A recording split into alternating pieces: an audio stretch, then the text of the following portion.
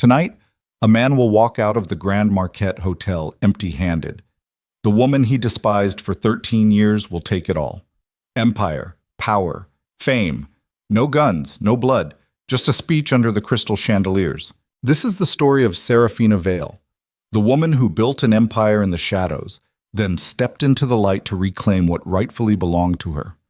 Watch until the end, hit like, and comment the city you're watching in. I want to know how far this story has come. The night tasted like champagne and lies. Serafina Vale stood before the mirror in the penthouse suite, watching her own reflection with the cold assessment of a general inspecting armor before battle. The silver gown clung to her body like liquid mercury, catching light in ways that made grown men forget how to form complete sentences. Her dark hair swept up in a deceptively simple twist that had taken 40 minutes and $300 to achieve. Diamonds at her throat, real ones, not the cubic zirconia Damon had tried to pass off as anniversary gifts during their first struggling years together. She could hear him in the adjacent room, laughing too loud on his phone. Probably Marco, maybe Vincent. Definitely someone who thought the world began and ended with Damon Virelli's approval. "You almost ready?" His voice carried through the doorway, rough around the edges the way it always got after his third bourbon. "We're already late." Serafina applied lipstick with surgical precision, deep red, the color of stop signs and warning lights. 2 minutes. That's what you said 20 minutes ago." She didn't respond. Responding would mean engaging, and engaging with Damon Virelli in 2024 felt like trying to reason with a hurricane. All noise, no substance, destroying everything it touched. Through the mirror, she watched him appear in the doorway.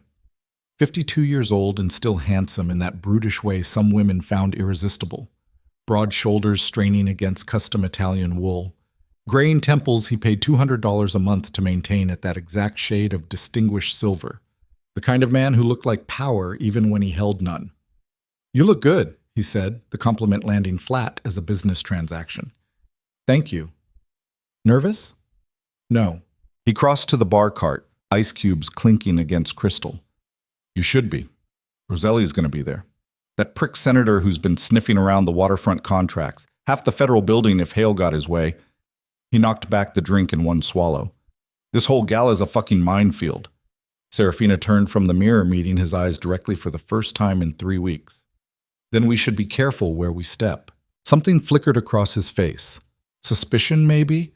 Or the dim recognition that his wife had just said something with more than one meaning. But bourbon and ego made terrible translators, and the moment passed like smoke through a screen door.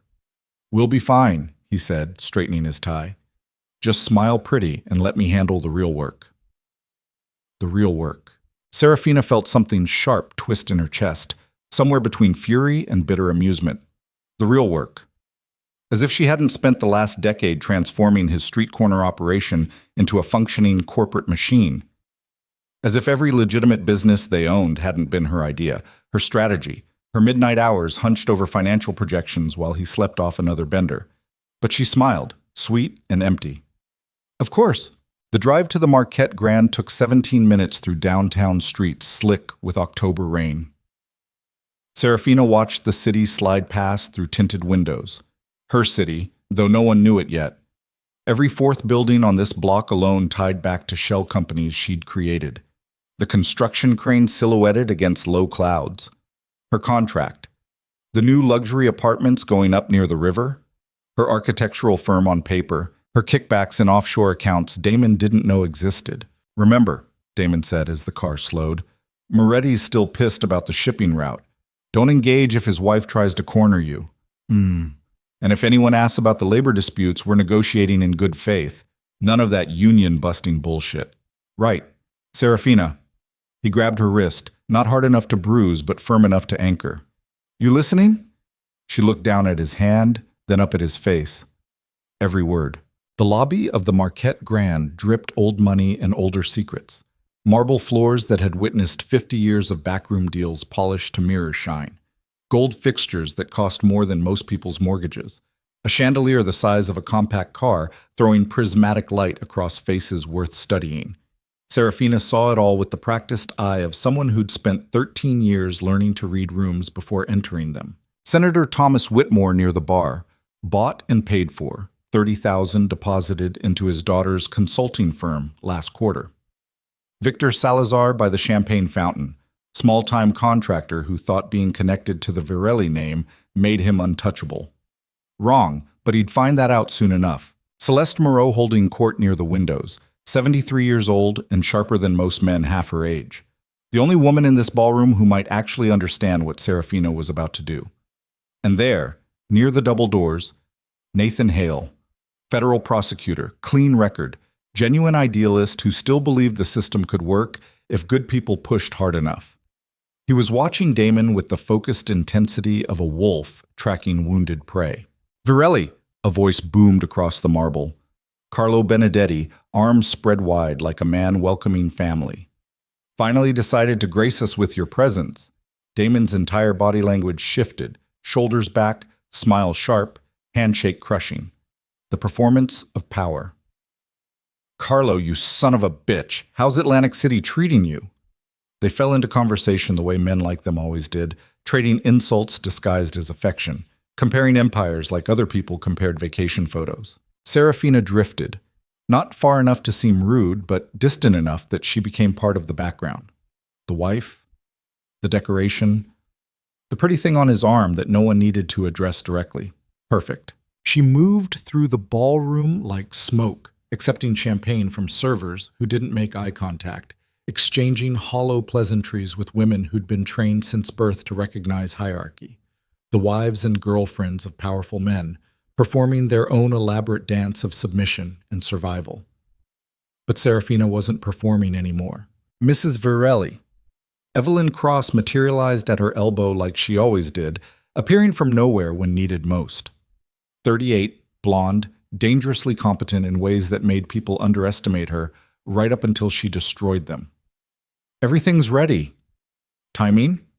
22 minutes. Roselli's team just confirmed. Moreau's on board. Even Benedetti flipped last week after that audit scare.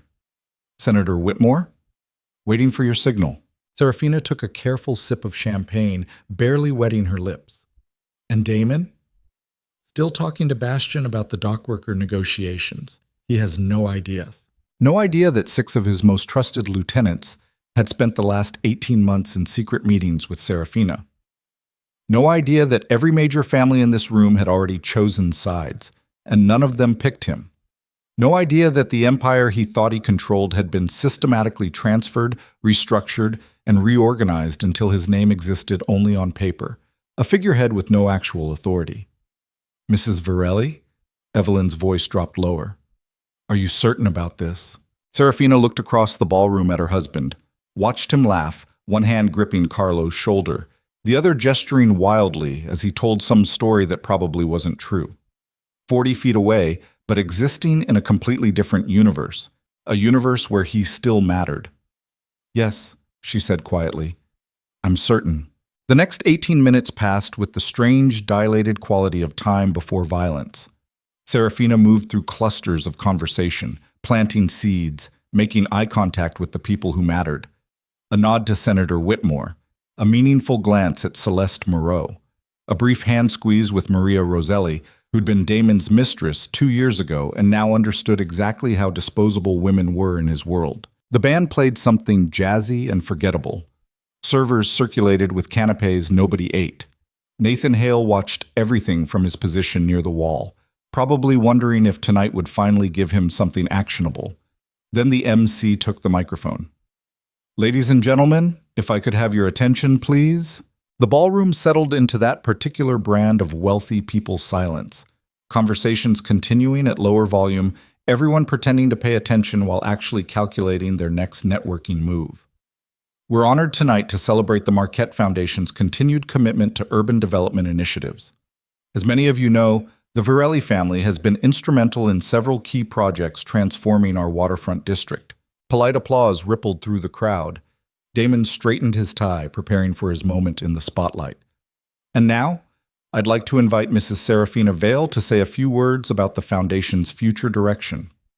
The silence that followed carried a different quality entirely. Confused, uncertain. Several people glanced at Damon, whose smile had frozen into something brittle and dangerous. Serafina set down her champagne glass.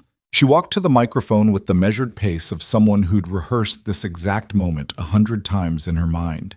Heels clicking against marble, spotlight catching the silver of her gown until she looked like moonlight given form. The microphone was cold against her palm. 300 faces turned toward her. Powerful men. Dangerous men. Men who'd spent lifetimes learning to read weakness and exploit it. She met their eyes without flinching. "Thank you for being here tonight," she began, her voice carrying clearly through the sudden electric silence. "Many of you know me as Damon Virelli's wife. You've seen me at events like this one, standing beside him, smiling politely, existing in his shadow." Damon had gone absolutely still near the bar. Even from this distance, she could feel his fury beginning to build. "But tonight I'm not here as anyone's wife." Her voice remained calm, measured, surgical. "I'm here as the person who actually built the empire everyone in this room associates with the Virelli name." A collective intake of breath. Someone dropped a glass. "For 13 years, I have been the architect behind every major decision, every strategic move, every financial innovation that transformed a street operation into a multi-billion-dollar infrastructure. While my husband collected headlines and played the part of a crime lord, I created offshore networks, political leverage, real estate monopolies, and financial systems sophisticated enough to survive federal scrutiny." Nathan Hale had straightened, suddenly alert. Several crime bosses looked genuinely stunned. The wives were staring at Serafina like she'd just pulled a grenade from her clutch purse. But somewhere in that process, my husband forgot that we were partners. He began treating me like furniture, decorative, useless, something to be shown off and then ignored. "Serafina," Damon's voice cut through the room like broken glass. "What the fuck do you think you're doing?" She ignored him completely. "So I made a decision. If I'm going to be blamed for building this empire, and make no mistake, federal investigators have been documenting my work for years, then I might as well actually control it." Evelyn appeared at the side of the stage, tablet in hand. Behind her, 4 men in dark suits formed a subtle but unmistakable barrier between Serafina and the crowd. "Over the past 24 months," Serafina continued, "I have systematically transferred operational authority of every significant business entity, political connection, and financial asset to a restructured organization. One that operates with actual competence instead of ego, with strategy instead of violence, with sustainability instead of reckless expansion that threatens everyone's security." "You fucking bitch." Damon started forward, but Carlo Benedetti's hand landed on his shoulder, hard. "Let her finish," Carlo said quietly. The room shifted. Senator Whitmore rose from his table near the windows, moved deliberately to stand behind Serafina. His presence alone carried a message. Legitimate political power was choosing sides, and it wasn't Damon's. Then Celeste Moreau stood, ancient and terrifying, walking with her cane to join Whitmore. The matriarch of the most feared family in 3 states, publicly declaring allegiance. Giuseppe Roselli, Marco Tron, Vincent Delgado. One by one, the men who actually controlled the flow of money and power in this city rose from their seats and positioned themselves behind her. Not behind Damon, behind Serafina. Damon's face had gone white, then red, cycling through emotions too fast to track. Rage, disbelief, humiliation, the slow dawning horror of a man realizing he'd been outmaneuvered so completely that even his anger was impotent. "This is insane," he finally choked out. "You think these people actually respect you? You're nothing without me. Nothing." "Really?" Serafina's voice remained conversational, almost gentle. "Then why are they standing behind me?" The question hung in the air like poison gas. "Here's what's going to happen," she continued. "You're going to walk out of this ballroom. You're going to go home, and you're going to think very carefully about your next move, because every person in this room now understands something you've refused to see for over a decade." She leaned closer to the microphone, her next words dropping into the silence like stones into still water. "I was never your wife. I was your handler, and you just got fired." For maybe 5 seconds, nobody moved. The entire ballroom held its breath, suspended between worlds, the one where Damon Virelli mattered and the one where he didn't. Then Damon did the only thing his pride would allow. He left, stormed through the crowd which parted like water, faces carefully neutral, nobody meeting his eyes. The double doors slammed behind him with a sound like thunder. In his wake, the whispers started, soft at first, then building, rising, spreading through the ballroom like wildfire through dry brush. Did you see that? The queen just dethroned the king. Holy shit! Serafina remained at the microphone, maintaining perfect composure while her heart hammered against her ribs hard enough to crack bone. She just declared war in front of every powerful person in the city. There was no taking it back now, no middle ground, victory or destruction, nothing in between. For those of you wondering about operational continuity, she said, voice steady despite the adrenaline screaming through her veins, Evelyn Cross will be distributing updated organizational charts. We'll be reaching out individually to discuss transition protocols and address any concerns. She paused, scanning the faces in front of her. Fear, calculation, grudging respect, and underneath it all, the predatory interest of people wondering if her power would last long enough to matter. I want to be very clear about something, Serafina said. I didn't do this for revenge. I did it because reckless leadership was going to destroy everything we've all worked to build. Damon's ego-driven decisions, his sloppy violence, his inability to see 3 moves ahead, all of it was attracting exactly the kind of attention none of us can afford.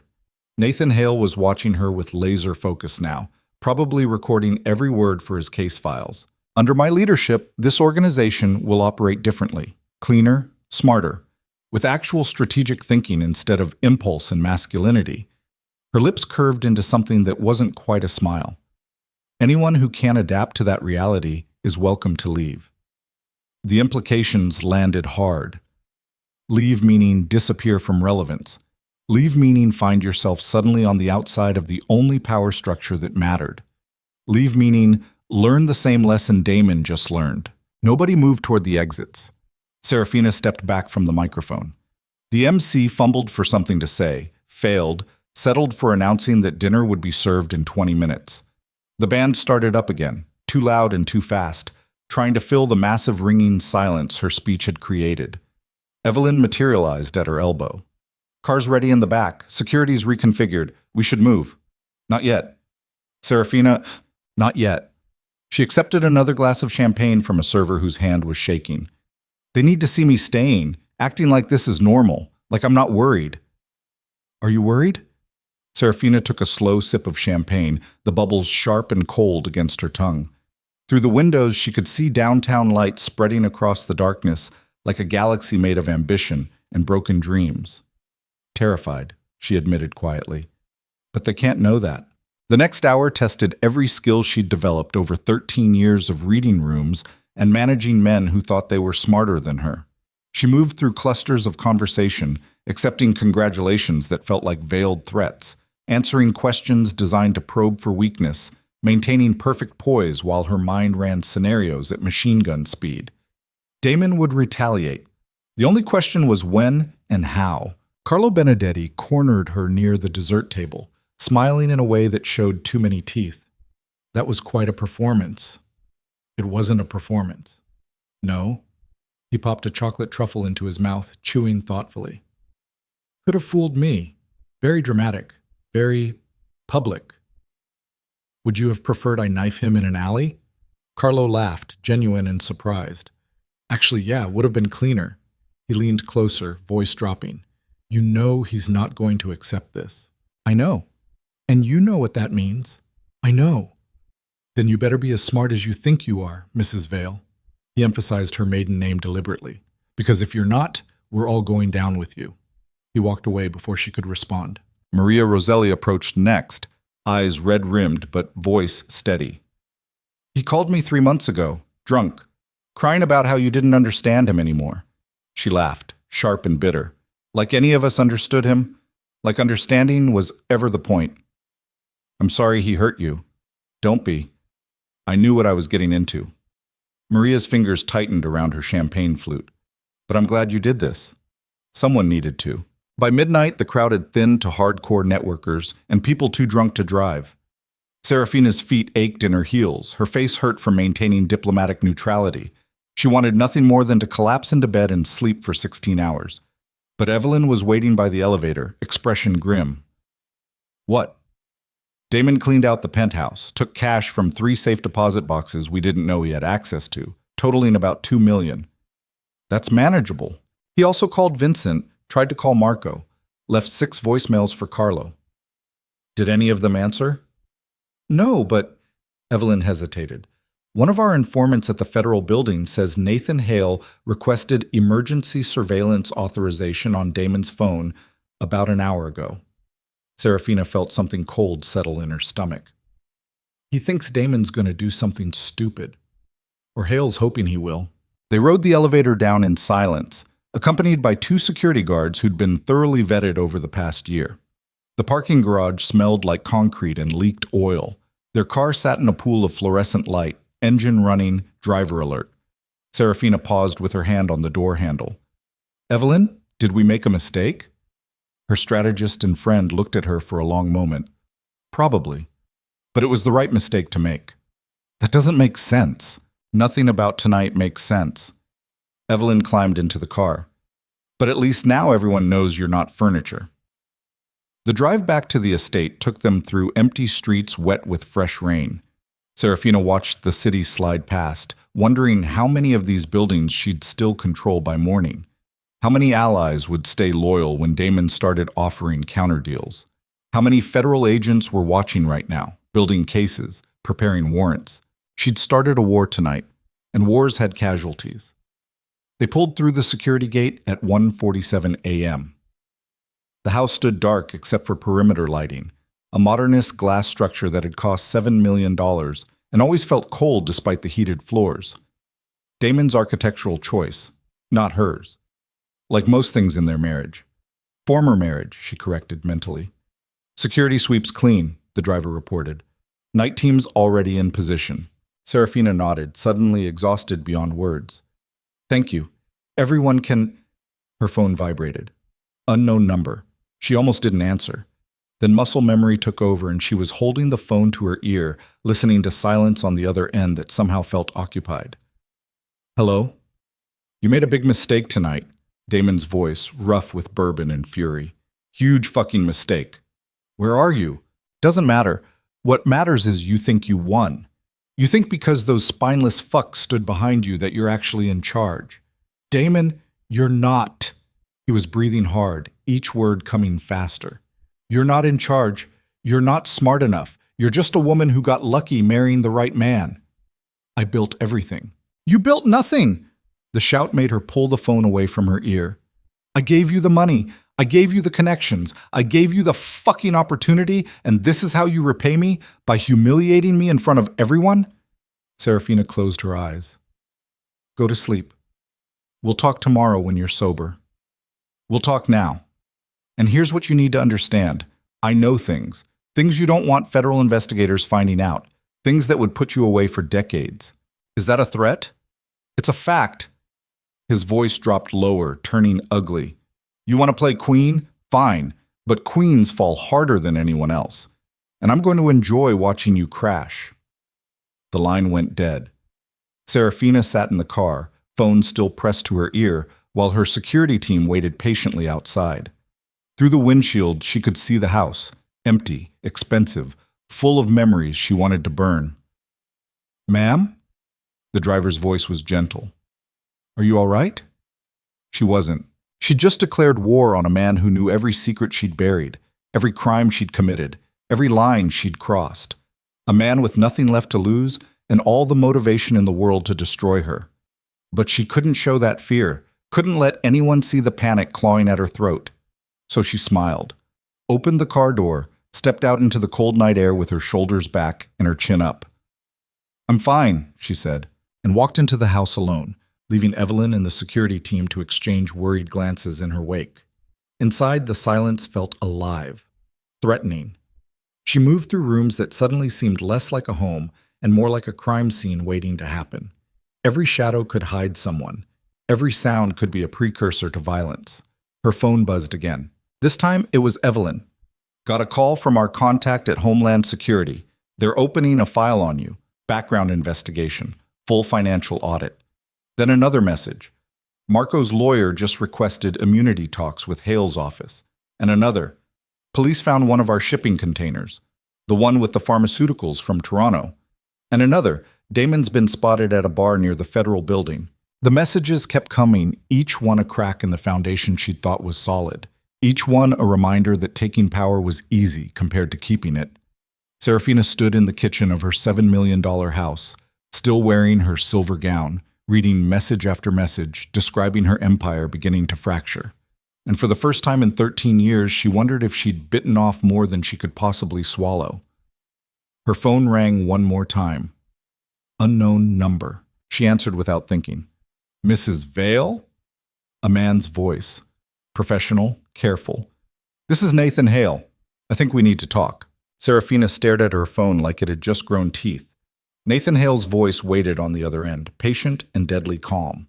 The kind of calm that came from having leverage and knowing exactly how to use it. Mrs. Vale? I know you're still there. I can hear you breathing. She should hang up. Every lawyer she'd ever paid would scream at her for even answering. But something in his tone made her fingers tighten around the phone instead of ending the call. It's 2 a.m, Mr. Hale. Yes, and you just staged a coup in front of 300 witnesses, including myself. I figured you'd still be awake. I don't know what you're talking about. Please. A dry laugh. Let's not waste each other's time. I've been building a case against your organization for 18 months. Tonight you just handed me a roadmap to every operational relationship that matters. You also created a very angry, very reckless ex-husband who's probably already trying to figure out how to save himself. Serafina walked to the window, looking out at her own reflection ghosted against the darkness. Is this the part where you offer me a deal? No. This is the part where I tell you that Damon called my office 17 minutes ago, left a voicemail saying he has information about RICO violations, money laundering, and murder for hire going back 8 years. The words hit like a fist to the solar plexus. He's lying. Maybe. Probably not. Either way, he's coming in tomorrow at 9 a.m. Hale paused. Unless you give me a reason to tell him the meeting's been canceled. What kind of reason? The kind where you and I have a conversation, off the record, just to understand what we're dealing with here. Serafina watched a patrol car drift past the security gate, red and blue lights painting the trees. When? Now. There's a diner on Route 9 called Sal's. Terrible coffee, but nobody goes there this late. I'll be in the back booth. You're insane if you think I'm meeting you alone. Bring security, bring your lawyer, bring whoever makes you feel safe. His voice gentled slightly. But understand something, Mrs. Vale. Your husband is about to burn down everything you just took from him, and I'm the only person who can stop that fire before it spreads. The line went dead. Serafina stood motionless for 30 seconds, weighing options that all felt like variations of the same trap. Then she turned and walked back through the house, heels echoing off marble that cost $800 per square foot. Evelyn was in the security office, surrounded by monitors showing every angle of the property. She looked up when Serafina entered, took one look at her face, and stood immediately. What happened? Get Marcus and bring the car around. We're going to meet Nathan Hale. Are you out of your mind? Probably. Serafina grabbed her phone, already pulling up the contact for their best criminal attorney. But Damon's meeting with him tomorrow morning, so we're meeting with him tonight. Serafina Now Evelyn. The drive to Sal's diner took 23 minutes through streets that felt abandoned by civilization. Strip malls with dark windows, gas stations closed for the night, the occasional truck hauling cargo nobody wanted to think about too carefully. Marcus drove while another security specialist named Chen rode shotgun, both armed, both silent. Evelyn sat beside Serafina in the back, typing furiously on her phone, coordinating with their attorney who was probably climbing out of bed right now and cursing every decision that led to this moment. Lawrence says don't admit anything, Evelyn reported. Don't agree to anything. Don't sign anything. And for the love of God, don't let Hale record the conversation. Noted. He also says this is the stupidest thing you've ever done. Also noted. Sal's diner looked exactly like Nathan Hale had described it. A fluorescent-lit rectangle of faded Americana slowly dying beside a highway nobody used anymore. 3 cars in the parking lot, flies circling the exterior lights. A neon sign that said SA underscores because the L had burned out sometime during the Bush administration. Want us inside? Marcus asked. No, stay here, but stay visible. I want Hale knowing I'm not stupid enough to come alone. The diner smelled like burnt coffee and industrial cleaner. A waitress in her 60s looked up from her crossword puzzle, clocked Serafina's designer gown and Evelyn's severe expression, and went back to her puzzle without comment. She'd probably seen stranger things during graveyard shifts. Nathan Hale sat in the back booth exactly as promised. Mid-40s, average height, the kind of aggressively unremarkable face that made him dangerous in courtrooms because juries trusted him instinctively. Cheap suit, cheaper watch, coffee mug that had seen better decades. He stood when they approached. Actual manners. Interesting. Mrs. Vale, Miss Cross, thank you for coming. Let's skip the pleasantries. Serafina slid into the booth opposite him, Evelyn beside her. You have 15 minutes to tell me why I shouldn't have my lawyers bury you in motions before sunrise. Hale smiled faintly. Your lawyers are very good. I've read their work. But burying me in motions won't stop what's about to happen. He pushed a manila folder across the table. Damon's been talking to my office for 6 weeks. Serafina felt her stomach drop, but kept her face neutral. You're lying. Am I? He flipped open the folder, revealing phone records, meeting logs, preliminary interview transcripts. He's scared, drunk most of the time, completely convinced you're going to have him killed. We've been stringing him along, seeing what he'd offer, waiting for the right moment. And tonight was that moment. Tonight you handed it to me on a silver platter. Hale leaned back, studying her. Question is, what are you going to do about it? Evelyn's hand found Serafina's under the table, squeezing hard. A warning, a reminder to think before speaking. What do you want? Serafina asked carefully. Honestly, I want to dismantle your entire organization, put every person involved in prison for decades, seize every asset, burn every connection, turn your empire into a cautionary tale. He took a sip of terrible coffee. But I'm also a realist. You've got layers of protection that would take me years to penetrate. Lawyers who bill $1,000 an hour, political connections that go all the way to Washington. And now you've got Damon as a hostile witness with credibility issues. So maybe we can make a different deal. I don't make deals with federal prosecutors. Everyone makes deals with federal prosecutors. It's just a question of what they're willing to trade. He closed the folder. Here's what I'm offering. You give me something I can use, low-level operatives, financial records that don't touch you directly, maybe some competitors you'd like to see removed. In exchange, I cancel tomorrow's meeting with Damon. Tell him we found credibility issues with his story. Let him spiral without federal support. Serafina felt something dark unfurl in her chest. You want me to feed you people. I want you to help me clean up the mess you created, selectively. Hale's eyes were completely steady. You took over an empire tonight, Mrs. Vale.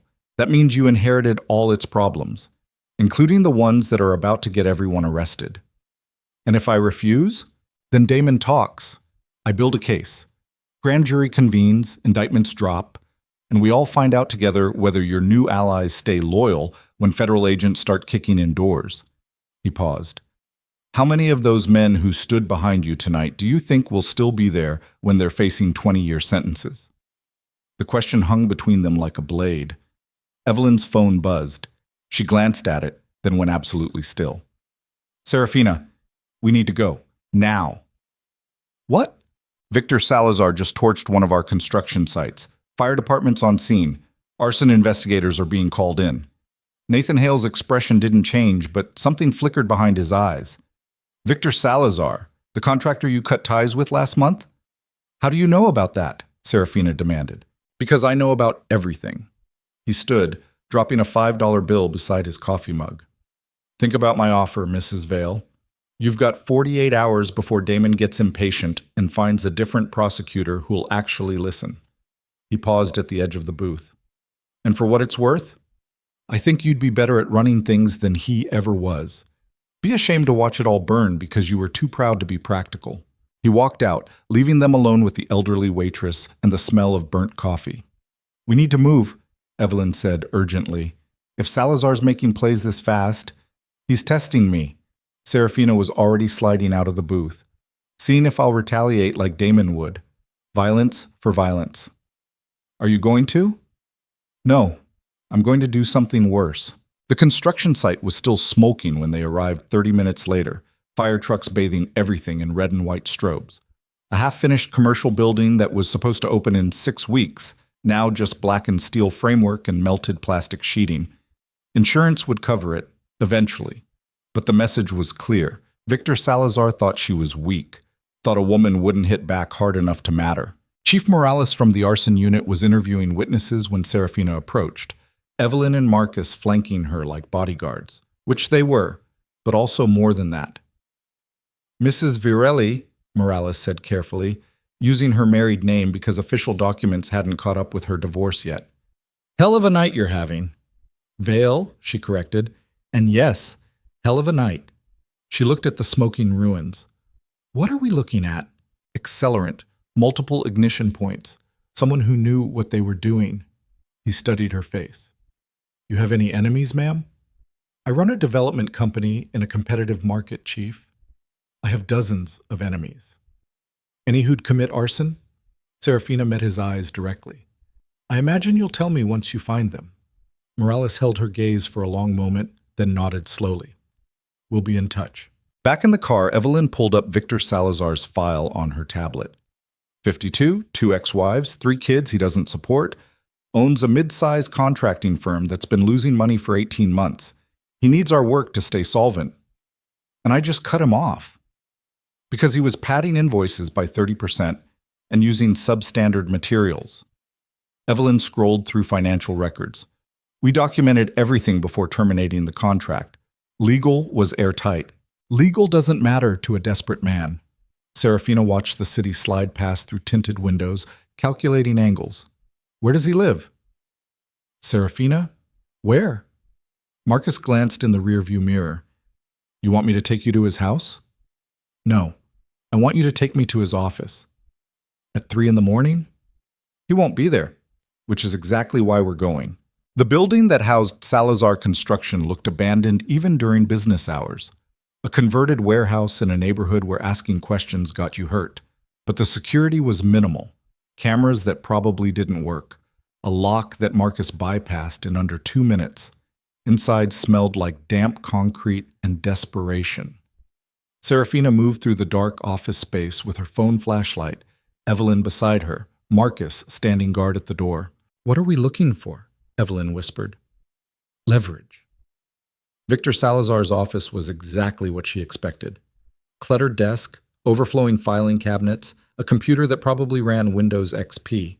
She sat down in his chair, pulled on the latex gloves Evelyn handed her, and started opening drawers. Bank statements showing account balances in the red. Angry letters from creditors. Medical bills for a daughter with chronic illness. Photos of kids who deserved better than their father's choices. Then she found the envelope. Unmarked. Sealed.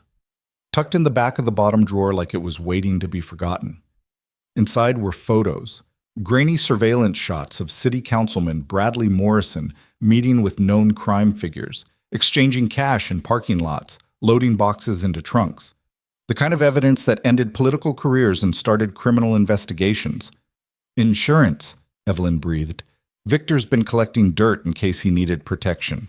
Serafina photographed every image with her phone. Now it's mine. They were out of the building in 12 minutes, leaving everything exactly as they'd found it, except for one photo missing from the envelope. Evidence that they'd been there. A message. Back at the estate, dawn was starting to crack the eastern sky with sickly orange light. Serafina hadn't slept in 22 hours. Her silver gown felt like it weighed 1,000 pounds. But she couldn't stop yet. She called Victor Salazar from an encrypted phone. He answered on the 3rd ring, voice rough. Who is this? You burned my building, Victor. Silence. Then, I don't know what you're talking about.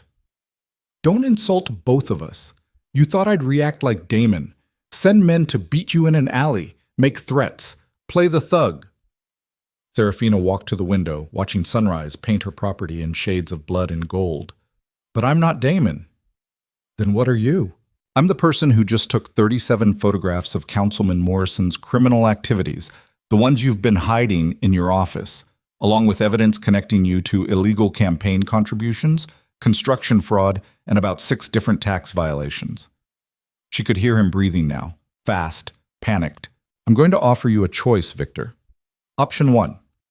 I send these photos to the FBI, the IRS, the State Attorney General's office, and 3 major newspapers. Your business dies. You go to prison. Your daughter with the chronic illness loses her health insurance. You fucking... Option 2.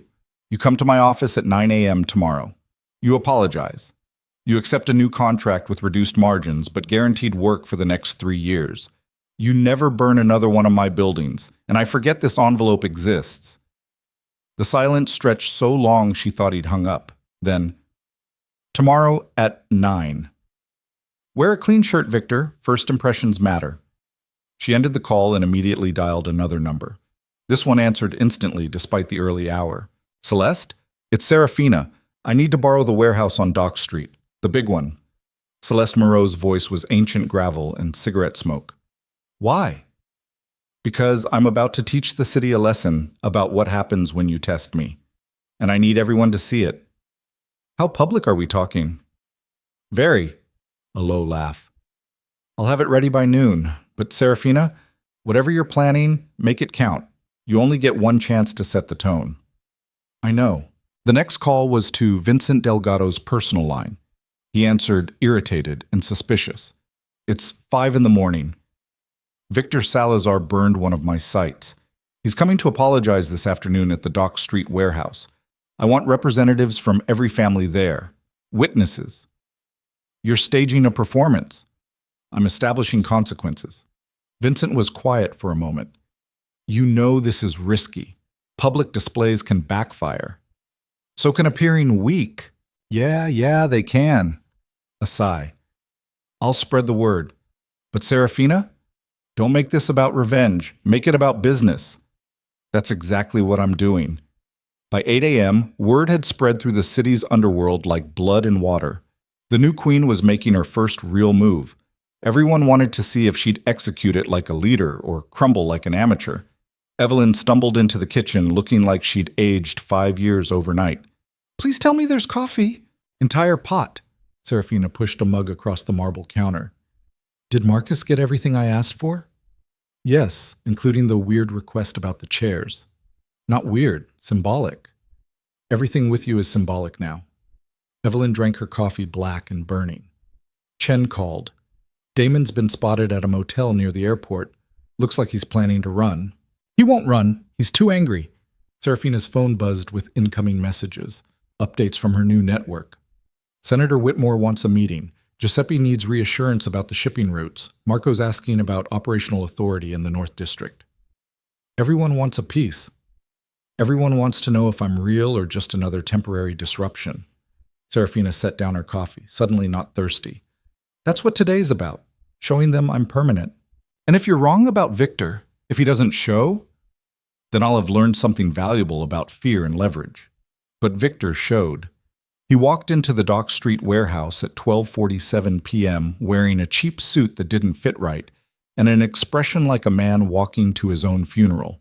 The warehouse was normally used for shipping transfers, but today it had been transformed into something closer to a courtroom. Rows of folding chairs filled with representatives from every major family. Union bosses, political fixers, legitimate businessmen who operated in gray spaces. Even Celeste Moreau, sitting in the front row like a queen attending someone else's coronation. And in the center, 2 chairs facing each other under harsh warehouse lights. Serafina sat in one. She'd changed into a black suit. Simple. Professional. The kind of outfit that said business, not theatrics. Her hair pulled back severe. No jewelry except her watch. Victor approached slowly, sweating despite the November chill. Sit, Serafina said. Not loud. Didn't have to be. The warehouse acoustics carried every word. He sat. For a long moment, she just looked at him. Let the silence build. Let everyone in that room understand that this was theater, yes, but theater with real consequences. You burned my building, Victor. His jaw worked. Yeah. Why? Because you cut me off. Because I got bills I can't pay. Because... He stopped, seemed to realize where he was, who was watching. Because I was angry. Angry. She leaned forward slightly. You were angry, so you committed a felony. You destroyed property worth $3 million. You endangered construction workers who show up at 6 a.m. You attracted arson investigators and probably federal attention. Her voice never rose above conversation level. All because you were angry. Do you know what Damon would have done in this situation? Victor swallowed hard. Yeah. Tell everyone. I want them to hear it. Victor's voice cracked. He'd have someone beat the shit out of me. Maybe worse. Maybe worse, Serafina repeated. Because Damon believed power came from fear, from violence, from making examples that left bodies in rivers. She stood, walked around him slowly. But I'm not Damon. The warehouse was absolutely silent. I believe power comes from competence, from strategic thinking, from understanding what people actually need. She stopped in front of him. You need work. Your daughter needs health care. You need stability more than you need pride. She pulled out a contract, set it on the empty chair between them. 3-year agreement. Reduced margins but guaranteed volume. Healthcare coverage that extends to dependents. Quarterly reviews to ensure quality. She met his eyes. In exchange, you never threaten my operations again. You become a reliable contractor instead of a desperate one, and you remember this moment every time you think about stepping out of line. Victor stared at the contract like it might bite him. This is the part where you apologize, Serafina said quietly, publicly. So everyone here understands that testing me has consequences, but so does loyalty. He looked up at her, eyes red, and Serafina saw something break behind them. Pride, ego, the last shred of whatever made him think he could win this fight. I'm sorry, he said hoarsely. I was wrong. Louder. I'm sorry. His voice echoed off concrete walls. I was wrong to burn your building. I was wrong to test you. He choked on the words. I'm sorry. Serafina picked up the contract, held it out. Sign this. Follow through. We never have this conversation again. His hand shook as he took the pen. The signing took 30 seconds. Then Victor Salazar stood, shook her hand with a grip that trembled, and walked out of that warehouse a different man than the one who'd entered it. The crowd watched in perfect silence. Then Celeste Moreau started clapping. Slow, deliberate.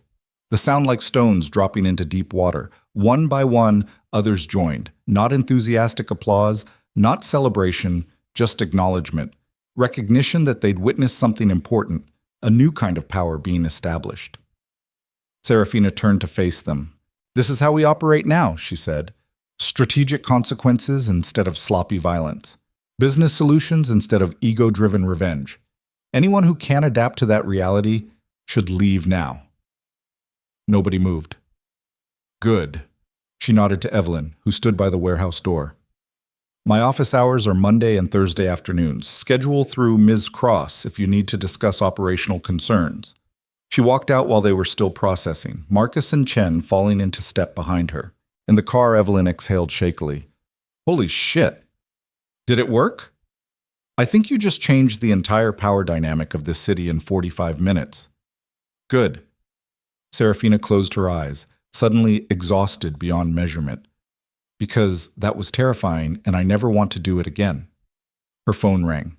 Unknown number. She almost didn't answer, but pattern recognition made her thumb hit accept before her brain could override it. Impressive show. Damon's voice, slurred and vicious.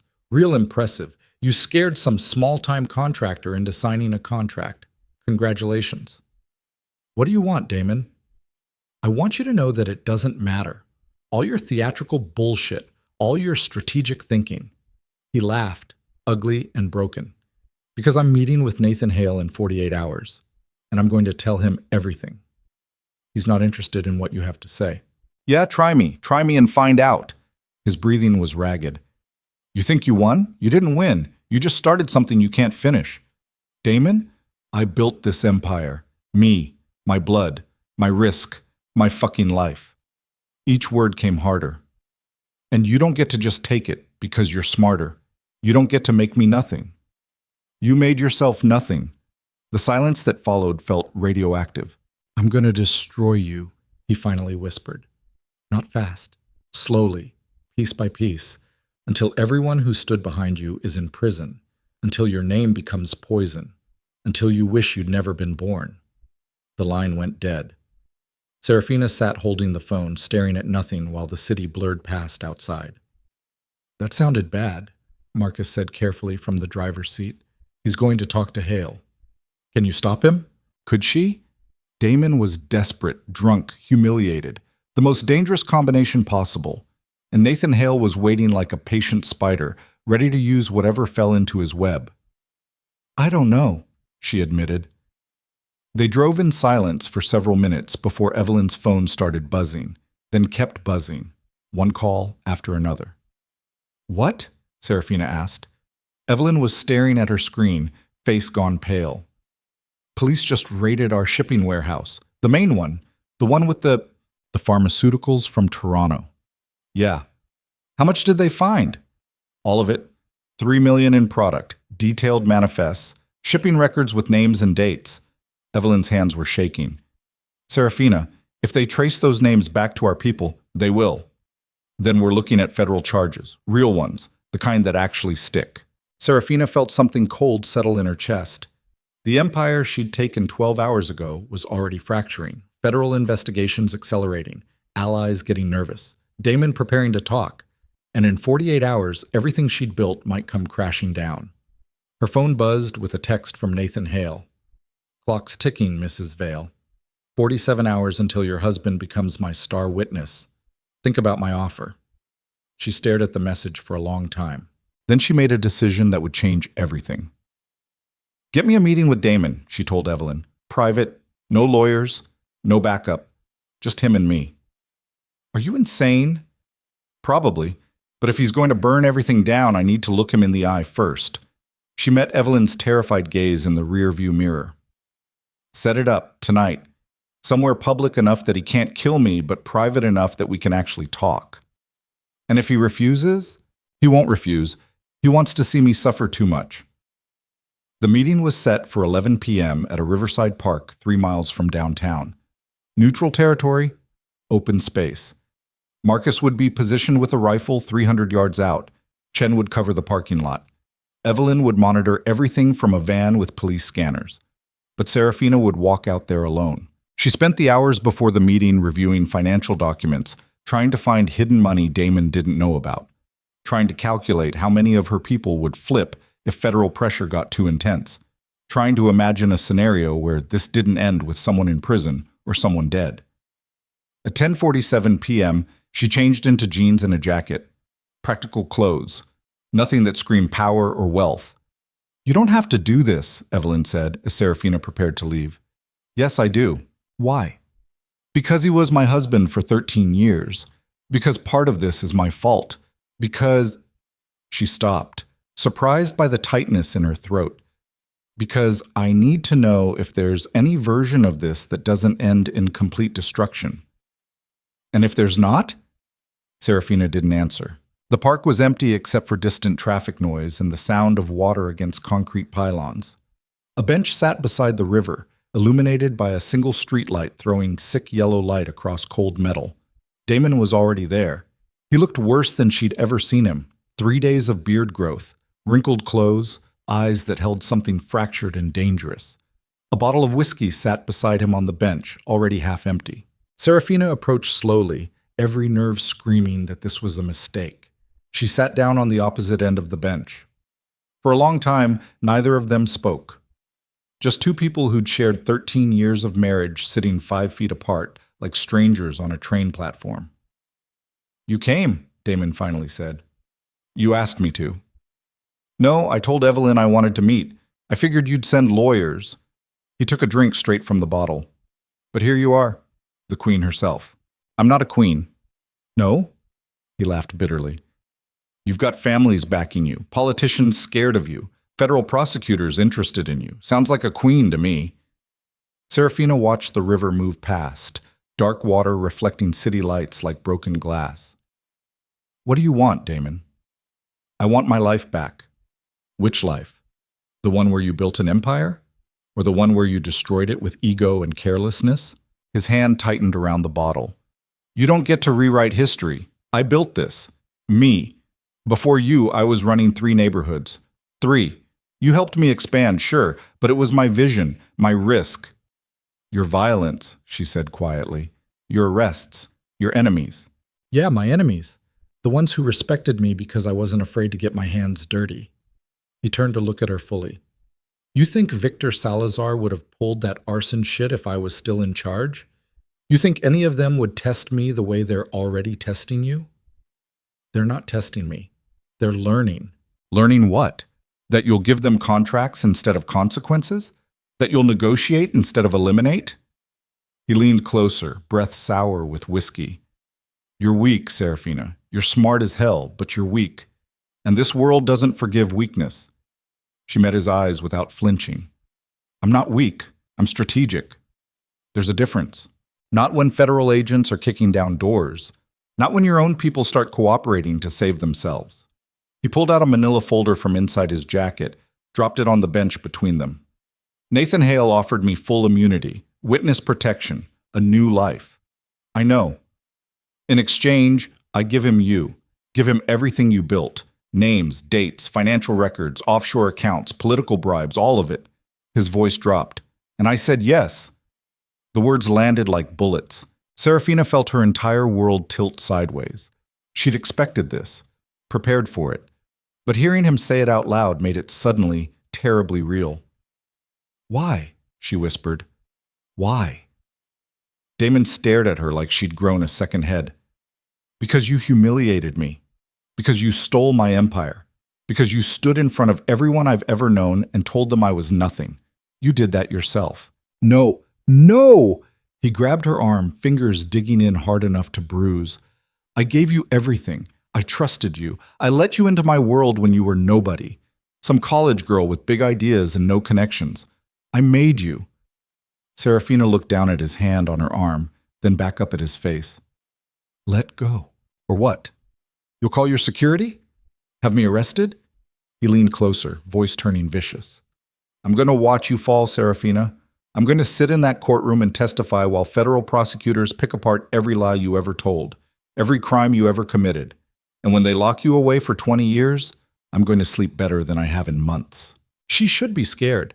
Every rational part of her brain was screaming danger, but instead she felt something else, something cold and clarifying, pity. You're not going to testify, she said quietly. The hell I'm not. You're not. Because you're too proud. She pulled her arm free from his grip. Because sitting in a witness box and admitting that your wife was smarter than you, more competent than you, better at running your own empire than you ever were, that would destroy whatever's left of your ego. I don't have an ego anymore. You killed it. No, Damon, it's all you have left. She stood, looking down at him.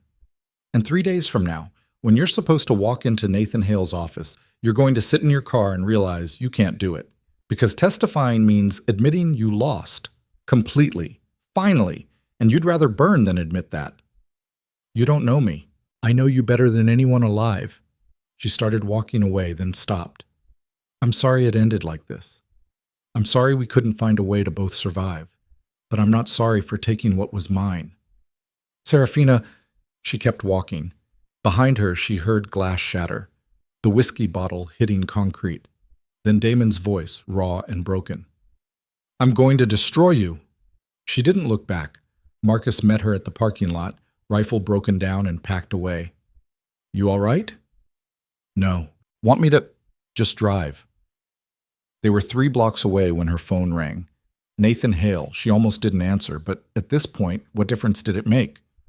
Mrs. Vale, I assume you just met with your husband. How did you? Because I have people watching him, same as you do. A pause. And because he just called my office, moved up his appointment to tomorrow morning, 8 a.m., said he's ready to tell me everything. Serafina closed her eyes. So here's where we are, Hale continued.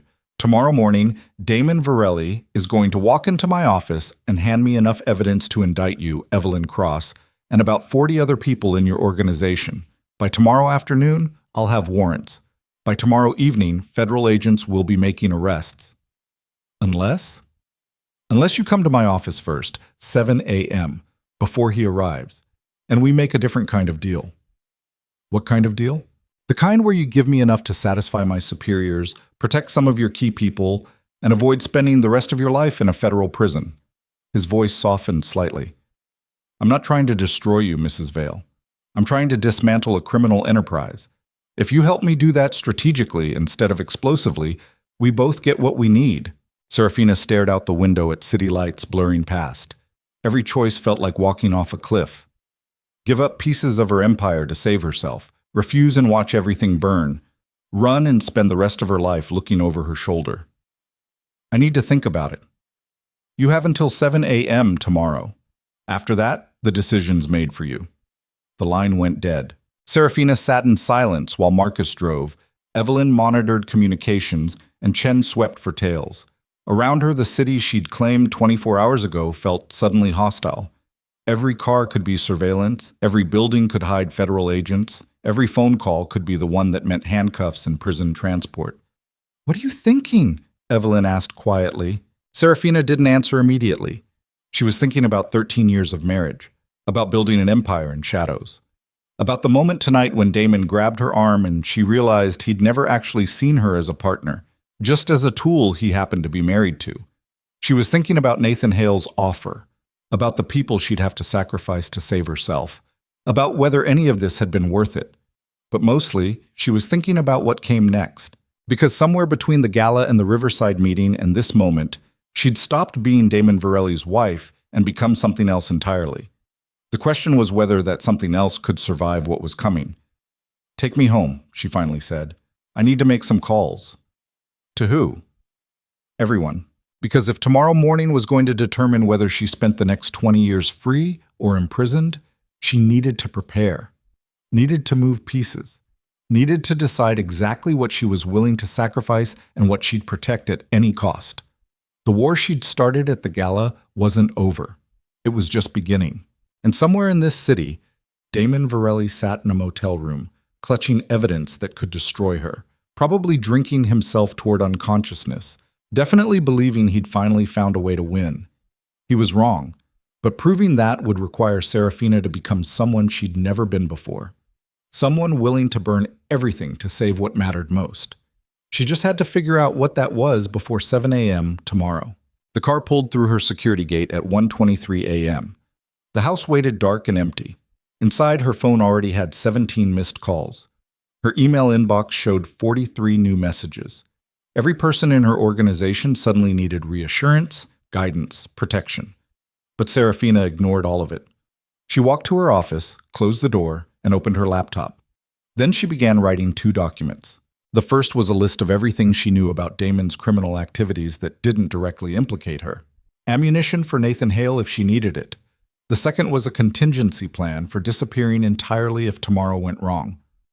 By 4 a.m., both documents were complete. By 5 a.m., she'd transferred $7 million into accounts Damon never knew existed. By 6 a.m., she'd showered, dressed in a black suit, and called Marcus to bring the car around. "Where are we going?" he asked. Serafina looked at herself in the mirror one final time. A woman who'd spent 13 years building power in shadows. A woman who'd claimed an empire in one spectacular night. A woman who might lose everything in the next 2 hours. "The federal building," she said. "I'm meeting with Nathan Hale." "You're doing what?" "Exactly what I have to. Because the point of no return wasn't at the gala when she'd dethroned Damon. It wasn't at the Riverside when he'd threatened to destroy her. It was right now, walking into a federal prosecutor's office at 7 a.m. to make a deal that would change everything. The only question was whether she'd walk back out. The federal building looked like every nightmare Serafina had ever had about government power, made concrete and glass. 7 stories of institutional brutality, painted beige and called architecture. Security checkpoints, metal detectors, cameras tracking every movement from the parking garage to the lobby. She walked through it all with her spine straight and her expression empty. Marcus had wanted to come inside. Evelyn had practically begged. But this was something Serafina needed to do alone. Whatever deal Nathan Hale offered, whatever price he demanded, she couldn't afford to show weakness by bringing handlers. The elevator climbed with agonizing slowness. 3rd floor, 4th, 5th. Her phone buzzed. A text from Evelyn. Damon just left his motel heading toward downtown. ETA 23 minutes. So she had 23 minutes to make a deal before her husband walked in and made one first. The elevator doors opened on the 6th floor. Nathan Hale's office was exactly what she expected. Government-issue furniture, files stacked on every surface, a window overlooking the city with blinds that probably hadn't been cleaned since Clinton was president. He sat behind his desk, coffee mug steaming, looking like a man who'd been awake for hours. "Mrs. Vale, right on time. Let's skip the pleasantries. What exactly are you offering?" Hale gestured to the chair across from him. She didn't sit. "All right, direct. I can work with that." He opened a folder on his desk. "Here's the situation. Your husband is about to give me testimony that links you to 14 major criminal enterprises spanning 8 years. Money laundering, racketeering, bribery, conspiracy, along with financial records that trace back to offshore accounts in your name. My married name, which I no longer use. Doesn't matter. The accounts exist, the crimes exist, and Damon's testimony provides the narrative thread that ties it all together." He took a sip of coffee. "With what he's giving me, I can get indictments on you and approximately 40 members of your organization by end of week." Serafina felt her stomach drop, but kept her voice level. "And your offer?" "You give me something better. Not just testimony, actual evidence. Financial records that implicate your competitors. Names of people higher up the chain that my office has been trying to reach for years. Politicians we know are dirty, but can't prove it." He leaned back. "You help me build cases against people who actually deserve federal attention, and I make sure your case gets handled quietly. Reduce charges, minimal prison time, maybe even house arrest if you cooperate fully. You want me to destroy other people to save myself. I want you to help me dismantle the infrastructure that makes organized crime possible in this city. If that means sacrificing some of your associates, yes." His eyes were absolutely steady. "The alternative is 20 years in federal prison. Your choice." Serafina moved to the window, looking down at the city 6 stories below. Early morning traffic starting to build.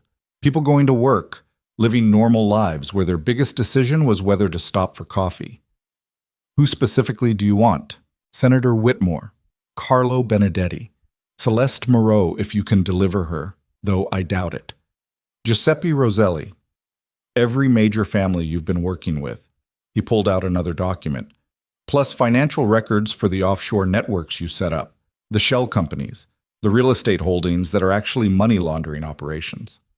"That's not some of my associates. That's my entire organization." "Exactly. That's the price of immunity. Not immunity. Reduce charges. You said it yourself." Hale's expression didn't change. "You're not in a position to negotiate, Mrs. Vale." "Neither are you.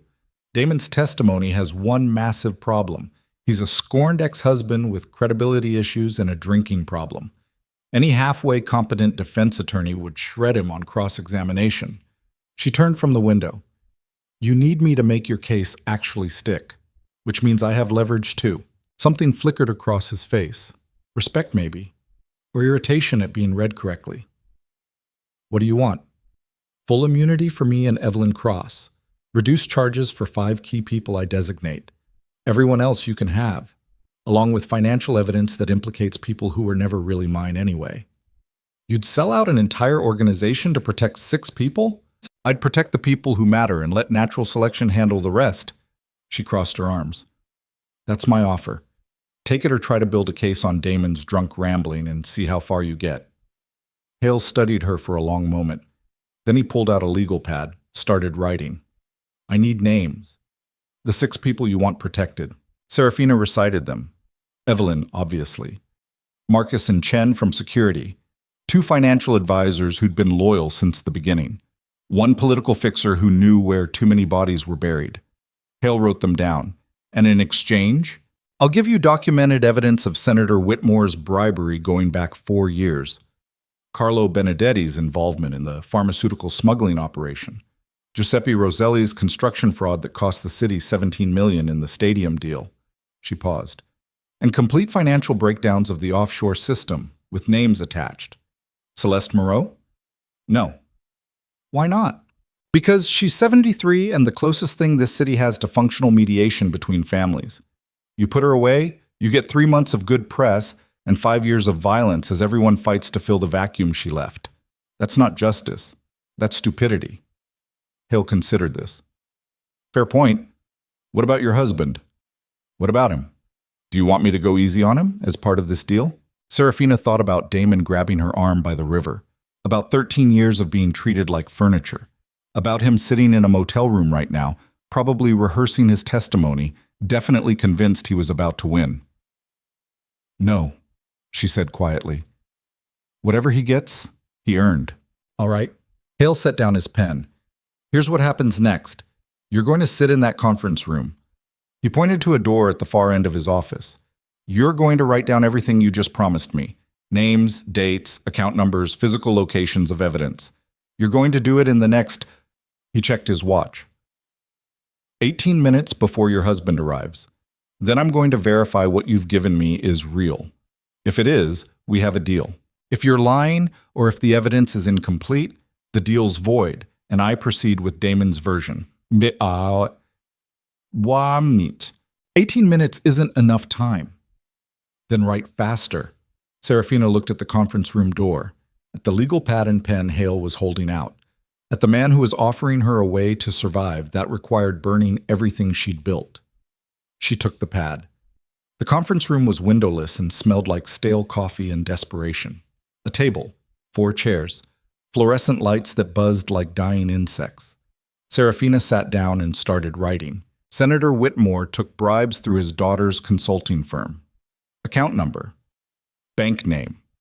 Dates of deposits. Amounts. Carlo Benedetti orchestrated the pharmaceutical smuggling through a shipping company based in Toronto. Contact names. Delivery schedules. Warehouse locations. Giuseppe Roselli inflated construction costs on the stadium project through shell companies. Incorporation documents. Accounting discrepancies. Kickback percentages. Her hand cramped. The pen felt like it weighed 50 pounds.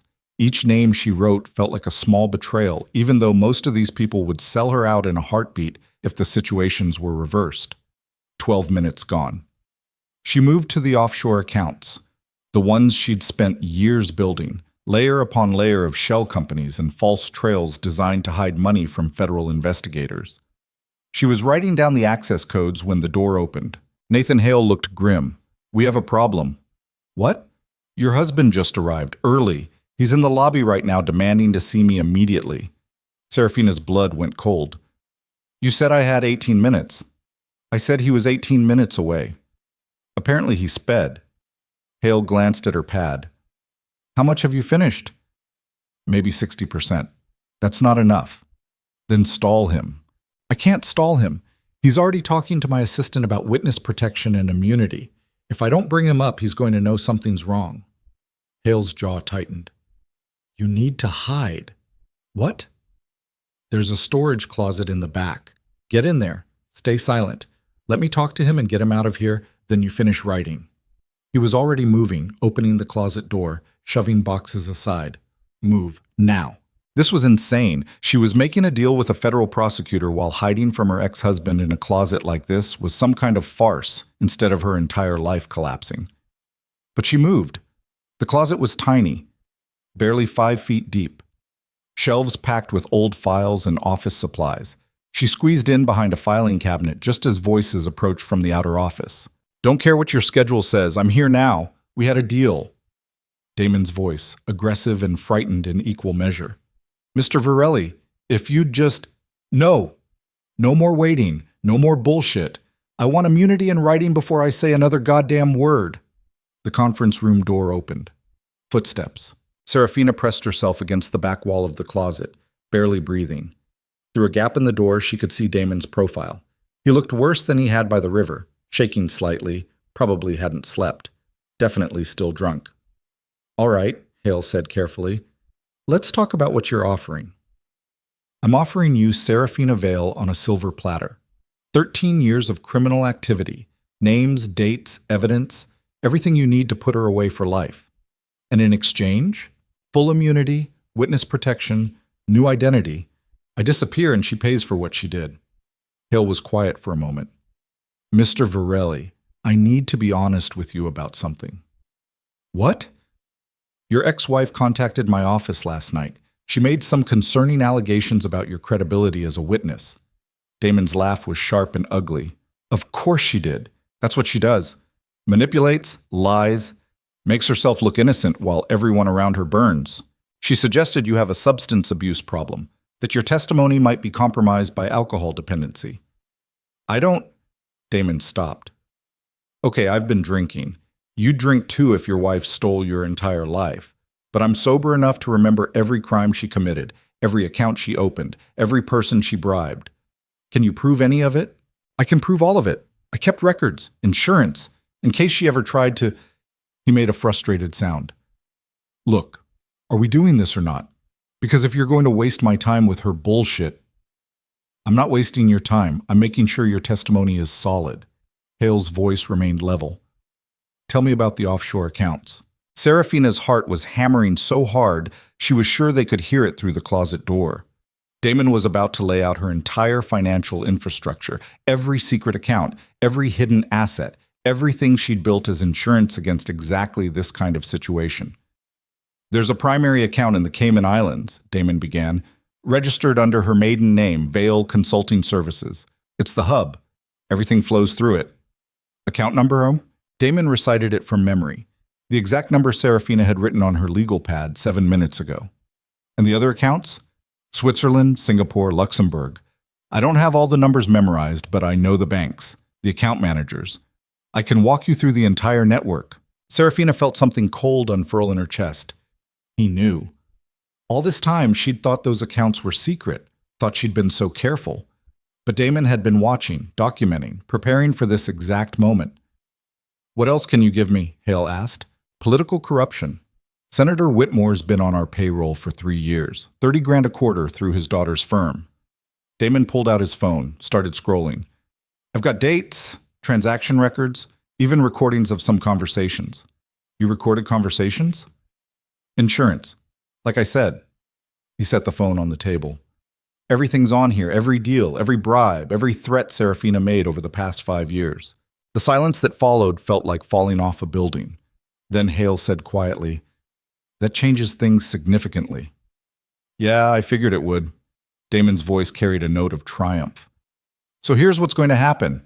You're going to give me immunity in writing, right now. Then I'm going to hand over this phone and testify to everything on it. And by the end of the week, Serafina Vale is going to prison for the rest of her life. And you walk away clean. I walk away alive. That's all I want. Serafina's mind was racing. Damon had recordings, actual evidence, not just testimony that could be attacked in court, but hard proof of crimes she'd committed, conversations she'd had thinking they were private, deals she'd made believing no one was listening. He'd been building a case against her for years. While she'd been running the empire, he'd been preparing to destroy it. The conference room door opened again. A woman's voice. Mr. Hale, sorry to interrupt, but you have an urgent call. Line 3. I'm in the middle of something. It's about the raid this morning, the shipping warehouse. They found something you need to see immediately. Hale swore under his breath. Mr. Virelli, I need 5 minutes. Don't go anywhere. Don't touch anything. We'll continue this conversation and get your immunity paperwork started.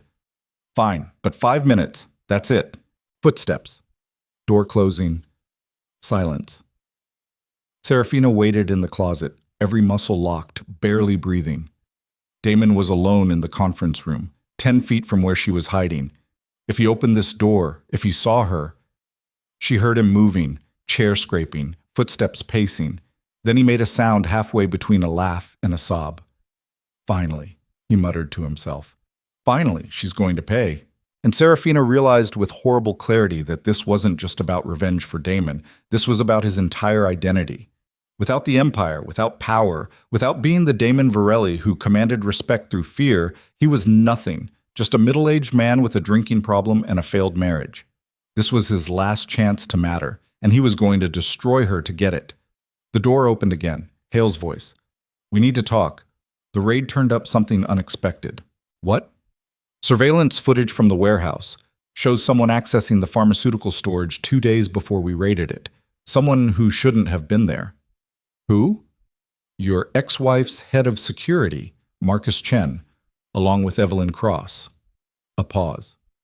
They removed approximately 30% of the product before we arrived. Serafina felt her stomach drop into her shoes. Evelyn and Marcus had gone to the warehouse. removed product before the raid. Why? To protect the organization? To hide evidence? Or to set her up?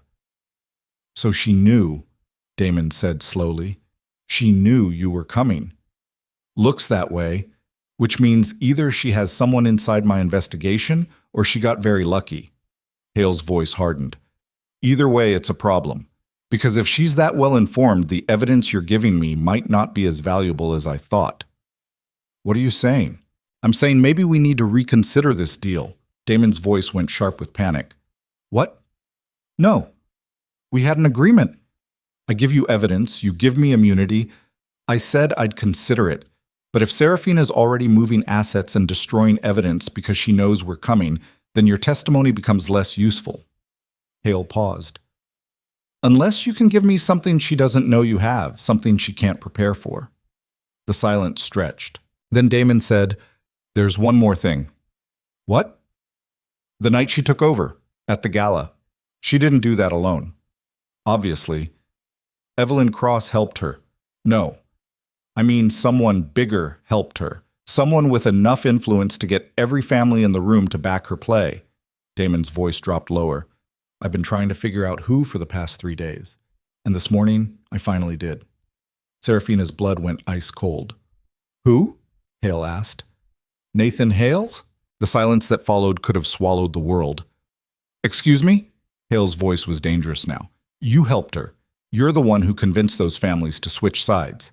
Because you've been investigating me for 18 months, but you've never touched Serafina, never even questioned her. You go after my people, my businesses, but somehow hers stay clean. Damon's laugh was bitter and broken. She got to you, somehow. Made you a deal before I ever walked in here. That's insane. Is it? Because the timing's pretty fucking convenient. I'm about to hand you evidence against my ex-wife, and suddenly you're questioning whether my testimony is valuable? Suddenly there's concerns about credibility? His voice rose. You're protecting her. You've been protecting her this whole time.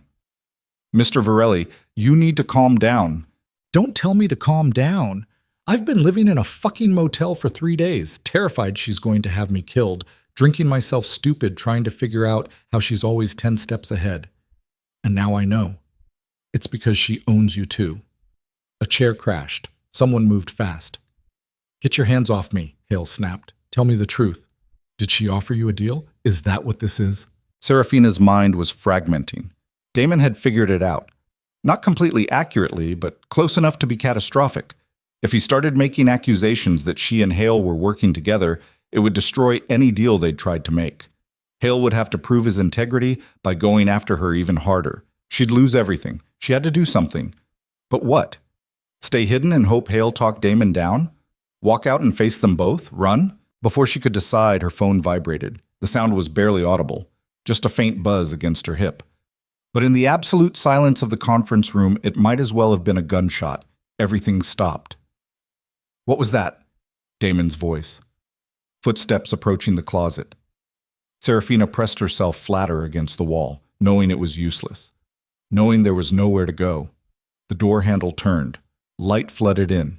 Damon stared at her, his face cycling through shock, fury, and something close to vindication. Well, he said softly. This is interesting. Serafina stepped out of the closet with as much dignity as she could manage, which wasn't much. Nathan Hale looked like a man watching his entire career implode in real time. Damon looked like he'd just won the lottery. You were here the whole time, Damon said, listening, making your own deal while I was in the lobby. He turned to Hale. So I was right. You are protecting her. No, this isn't... Hale stopped, seemed to realize that any explanation would sound like a lie. What did she offer you? Damon pressed. Names? Evidence? What was worth more than my testimony? It's not like that. Then what's it like? Enlighten me. Hale looked at Serafina with an expression that said, this is your mess too, and she understood in that moment that whatever temporary alliance they'd had was over. He was going to save himself. Throw her under the bus if necessary. It was the only logical move. Your wife contacted me last night, Hale said carefully. Offered information about criminal activities she claimed not to be directly involved in. I agreed to hear her out. Behind my back. You weren't scheduled to arrive for another 20 minutes. So you were going to make a deal with her, and then what? Tell me the meeting was canceled? That you weren't interested in my testimony anymore? Damon laughed, sharp and ugly. Unbelievable. Unfucking believable. Mr. Virelli, No. I'm done listening to you. He pulled out his phone. I'm calling every news outlet in the city. Federal prosecutor Nathan Hale making backroom deals with organized crime figures. That's a hell of a story. Put the phone down. Why? So you can threaten me? Arrest me for something made up? Damon was already dialing. I've got nothing left to lose. She took my empire. You're taking my immunity? Might as well burn everything on my way out. Serafina watched this unfold with a strange, detached clarity. This was the endgame. The moment where all the careful planning and strategic thinking didn't matter because human beings were fundamentally unpredictable. Damon was about to destroy himself just to hurt her and Hale, and there was nothing either of them could do to stop it. Except maybe there was. Damon, she said quietly, what if I give it back? Both men turned to stare at her. What? Damon lowered his phone. The Empire, what if I give it back to you? Hale made a sound of disbelief. Mrs. Vale? Shut up. She kept her eyes on Damon. That's what you actually want, isn't it? Not revenge, not to see me in prison. You want your life back, the power, the respect, the feeling of mattering. Damon stopped, unable to answer because she was right, and they both knew it. So here's my offer. I walk away, completely. Take my 6 people and disappear. You can tell everyone you won, that I couldn't handle it, that you were right all along. She took a step closer. The Empire goes back to you, along with all the problems I was trying to fix, the federal investigations, the rivals, the structural issues that were going to destroy it anyway. You're lying. No, I'm practical. You're about to blow up my deal with Hale, which means we both lose. Federal charges for everyone, years of trials, maybe decades in prison. She gestured between them. Or we both walk away. You get what's left of the Empire. I get to disappear before the whole thing collapses. Hale gets to avoid a corruption scandal. And your people? Damon asked suspiciously. Evelyn? Marcus? The others? Come with me. We start over somewhere else. Build something cleaner. Hale was shaking his head. This is insane. Both of you are going to prison. That's the only outcome here. Is it? Serafina turned to him. Because right now you have 2 options. Option 1. Damon calls every reporter in the city and tells them you are making secret deals with a crime boss while taking testimony from her ex-husband. Your career ends. Probably your freedom too once Internal Affairs investigates. Or option 2. We all walk away. Damon goes back to running a failing empire that's going to implode within a year anyway. I disappear. And you focus on the evidence I've already given you about Senator Whitmore and Carlo Benedetti. Clean wins that make you look good. I don't make deals like this. You literally just made this exact deal 20 minutes ago. Hale's jaw worked. He looked between them, calculating odds, weighing consequences. A man watching his principles collide with survival instinct. 48 hours, he finally said. Both of you have 48 hours to be gone. Out of the city, out of my jurisdiction. After that, if I see either of your names cross my desk again, all bets are off. What about the Empire? Damon asked. Not my problem. You want to run a criminal organization into the ground, be my guest. I've got bigger fish to catch. He pointed at Serafina. But you, the evidence you gave me about the others, that stays valid. If any of it turns out to be false, the deal's void, and I come after you with everything I have. Serafina nodded slowly. Damon looked between them, still suspicious, but also desperate enough to believe this might actually be an escape route. 48 hours, Hale repeated. Starting now. Get out of my office. They left together, Damon and Serafina, walking through the federal building side by side, like a couple leaving marriage counseling instead of a prosecutor's office. Down the elevator, through the lobby, out into morning sunlight that felt surreal after everything that had just happened. On the sidewalk, Damon turned to her. You really giving up? I'm really leaving. Why? Because you were right. I'm not built for this world, the violence, the constant threat, the way everyone's always one bad day from betraying everyone else. She looked at him, really looked at him. I wanted to prove I could do it better than you, and maybe I could have, but the cost was too high. So you're just walking away. I'm surviving, same as you. Damon studied her face for a long moment. Then he nodded slowly. 48 hours. After that, if I see you again, you won't. He walked away without another word, shoulders back like he'd just reclaimed something valuable, like he'd won. Serafina watched him go, then pulled out her phone. The text to Evelyn was short. Get everyone ready. We're leaving, tonight. The response came back immediately. What happened? Everything. I'll explain later. Just get it done. She started walking toward where Marcus had parked, mind already running through logistics. What to take, what to abandon, where to go, how to disappear completely when half the criminal underworld and federal law enforcement would be watching for her. Her phone rang. Unknown number. She almost didn't answer, but pattern recognition was a hard habit to break. Hello? Mrs. Vale. A woman's voice. Professional, careful. My name is Claire Voss. I'm an investigative journalist with the Washington Post. I'm working on a story about corruption in federal prosecutors' offices, specifically Nathan Hale, and I understand you might have some relevant information. Serafina stopped walking. Who gave you this number? A source inside the federal building, someone who's been documenting irregularities in Mr. Hale's case management for several months. A pause. They sent me security footage from this morning of you entering Hale's office before Damon Virelli, meeting privately, then hiding in a storage closet during his testimony. Serafina's blood went cold. I don't know what you're talking about. Mrs. Vale, I'm not law enforcement. I'm not trying to arrest you. I'm trying to expose corruption in the justice system. And based on what I've seen, Nathan Hale has been making inappropriate deals with organized crime figures while simultaneously taking testimony from their rivals. Claire's voice gentled slightly. I want to tell your side of the story before someone else tells it wrong. My side? You're a woman who built $1 billion infrastructure while married to a violent criminal. You tried to take control away from him to run things more responsibly. And when you did, both he and the federal prosecutor supposedly investigating you conspired to destroy you. A pause. That's a hell of a story, and I think the public deserves to hear it. Serafina stood on the sidewalk, traffic rushing past, people living normal lives all around her. She thought about running, about disappearing like she'd told Damon, taking her 6 people and starting over somewhere nobody knew her name. But running meant letting other people control the narrative. Running meant letting Damon and Hale and everyone else define who she was. And she was so goddamn tired of being defined by other people. Where do you want to meet? She asked. There's a cafe on Lexington, neutral ground.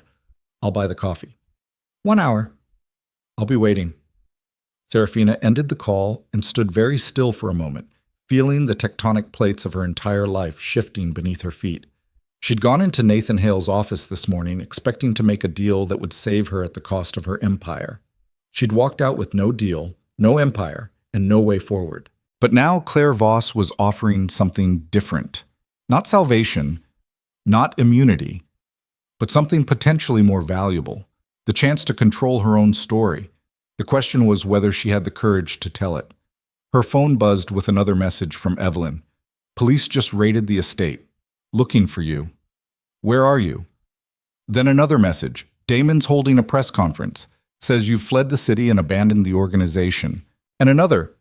Federal agents are arresting people. Whitmore. Carlo. Giuseppe. Using the evidence you gave Hale. The empire was collapsing. In real time. Everything she'd built systematically falling apart.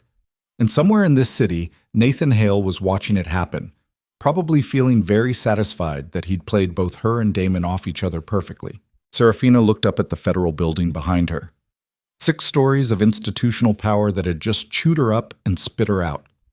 Then she started walking toward Lexington Street, toward the cafe where Claire Voss waited with questions and a voice recorder and the opportunity to burn everything down in a completely different way. Because if she was going to lose her empire, she'd at least control the story of how it fell. And maybe, just maybe, take everyone else down with her. The city moved around her, indifferent to her crisis. Cars honking, people texting, the ordinary chaos of life continuing while hers disintegrated. But Serafina kept walking, one foot in front of the other, toward a future she couldn't see, toward a conversation that might destroy her or save her or both, toward the only move she had left: the truth. The cafe on Lexington smelled like burnt espresso and broken ambitions. Claire Voss sat in the back corner booth, laptop open, voice recorder visible on the table between two untouched coffee cups. Mid-30s, sharp eyes behind wire-rimmed glasses. The kind of journalist who'd built a career finding stories other people wanted buried. Serafina slid into the booth across from her, every nerve screaming that this was a mistake. That walking into a recorded interview while federal agents were actively hunting her was possibly the stupidest decision she'd made in a week, full of catastrophically bad choices. But she was out of good options. "Thank you for coming," Claire said. No preamble. "I know you're taking a huge risk. You said you had footage from this morning." "I do." Claire turned her laptop around, pressed play. The security video was grainy but clear enough. Timestamp showing 6:47 a.m. Serafina entering Nathan Hale's office. Their conversation, no audio, but body language told the story. Her writing frantically on the legal pad. Then Damon arriving early. Her hiding in the closet. The confrontation when she was discovered. Serafina watched herself on screen making deals and breaking them, looking desperate and cornered, fundamentally human in ways she'd spent 13 years trying to avoid showing. "Where did you get this?" "A source inside the federal building who's been documenting Nathan Hale's pattern of selective prosecution. He goes after small-time operators aggressively while making quiet arrangements with major players." Claire closed the laptop. "You're not his first backroom deal, just his most dramatic. And you want to expose him." "I want to expose the system that makes this possible. Prosecutors who pick winners and losers based on who gives them the best evidence, not who's actually most guilty."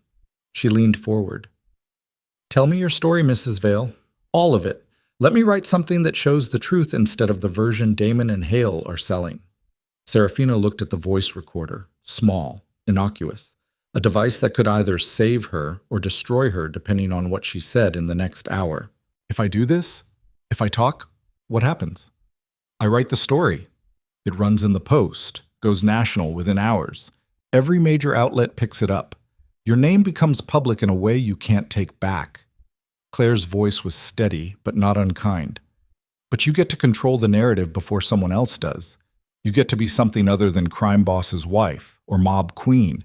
You get to be a person who committed crimes, a person who survived. There's a difference." Serafina's phone buzzed.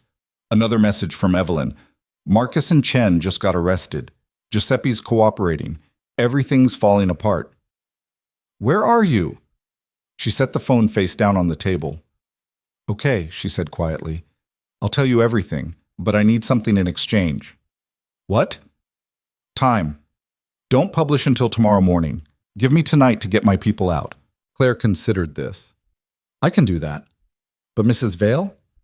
Once this story runs, there's no disappearing. You understand that, right? The whole world will know your name, your face, what you did."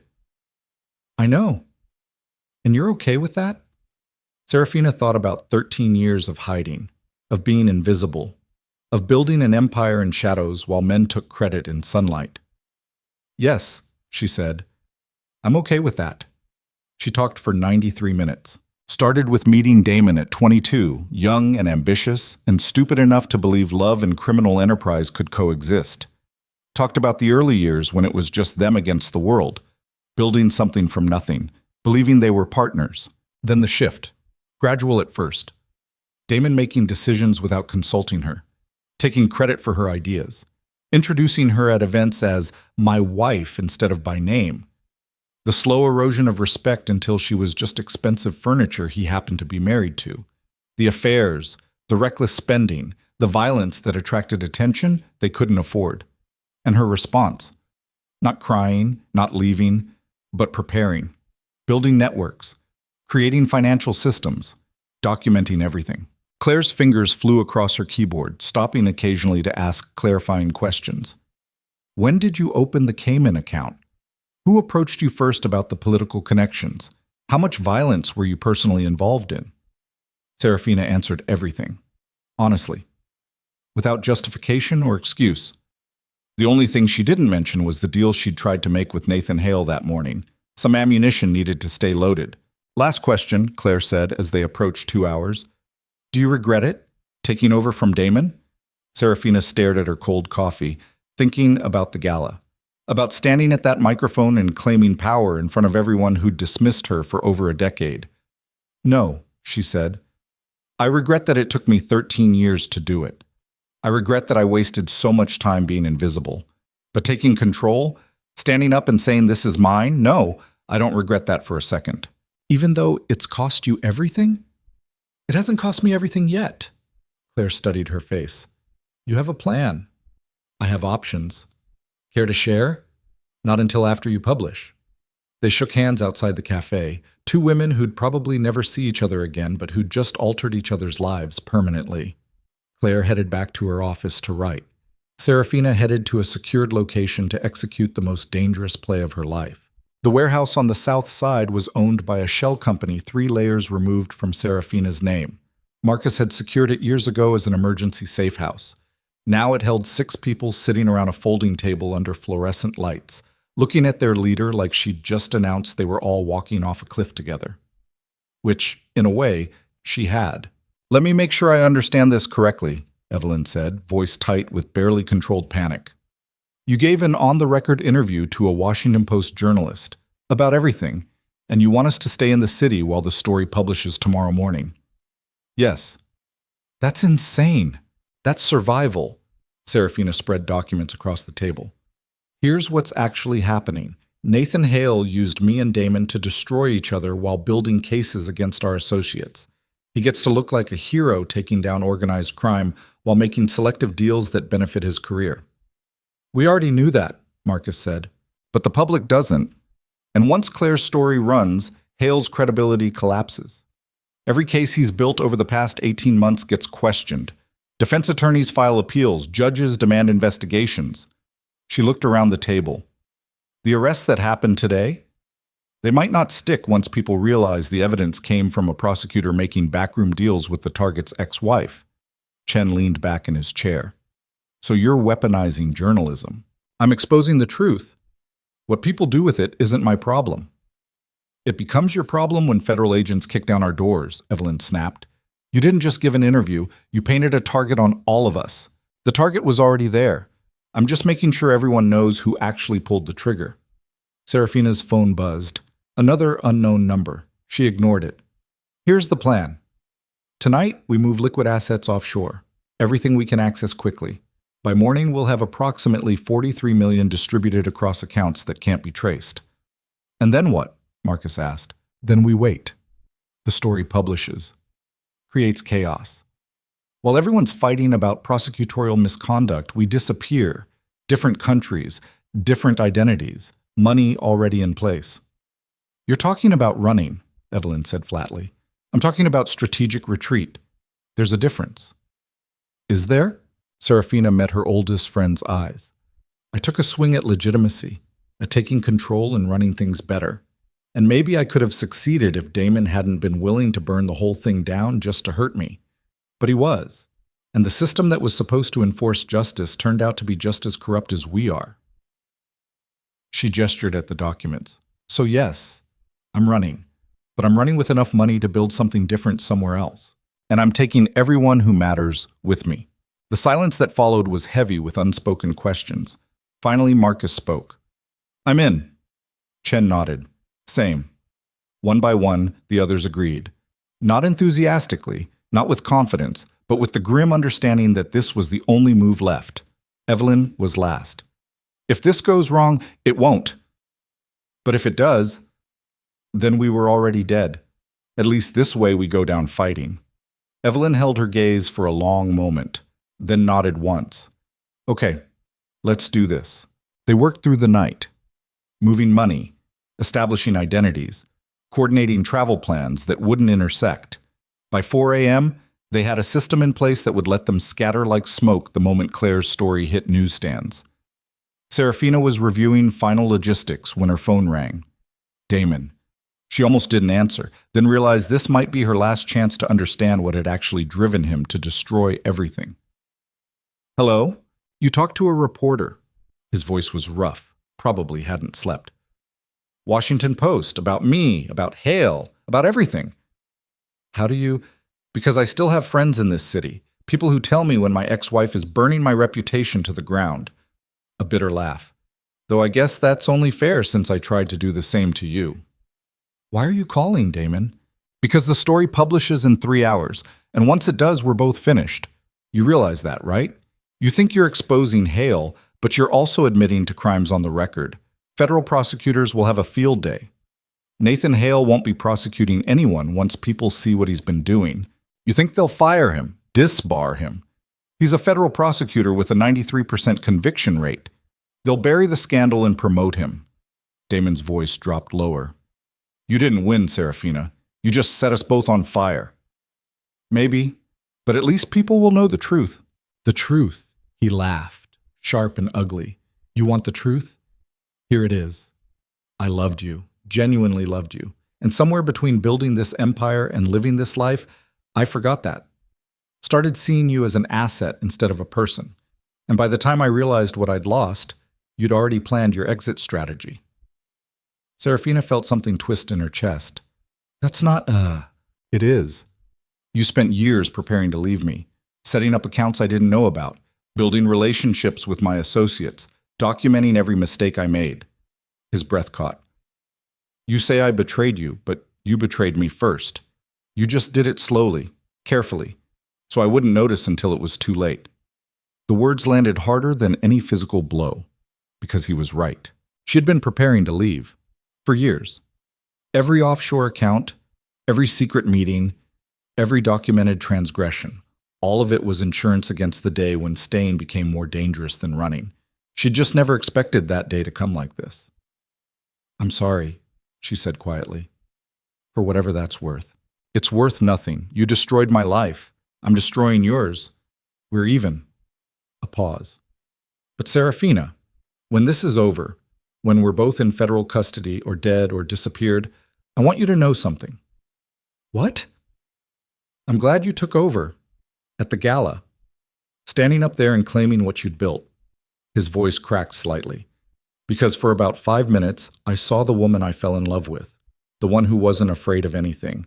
And it was beautiful. The line went dead. Serafina sat staring at her phone, feeling tears she hadn't cried in years burning behind her eyes. 13 years of marriage, of partnership and betrayal, of love rotting into resentment.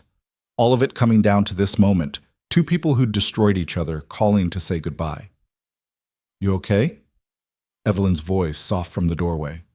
No? Want to talk about it? No. Evelyn crossed the warehouse, sat down beside her. The money's moved, identities are ready, plane tickets are purchased under shell company names. Everyone's packed and waiting. Good. Serafina. Evelyn's hand found hers. Whatever he said I betrayed him first, that I spent years planning to leave, setting up escape routes while pretending to be his partner. She looked at Evelyn, and he was right. You were protecting yourself. Was I? Or was I always planning my exit strategy, even back when things were good? The question hung between them. I don't know anymore. I don't know if I ever actually tried to make it work or if I was just waiting for it to fail. Does it matter?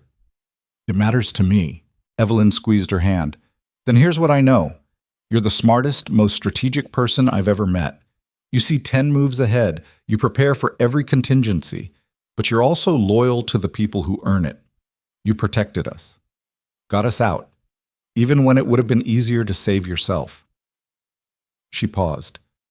So yeah, maybe you were always prepared to leave Damon.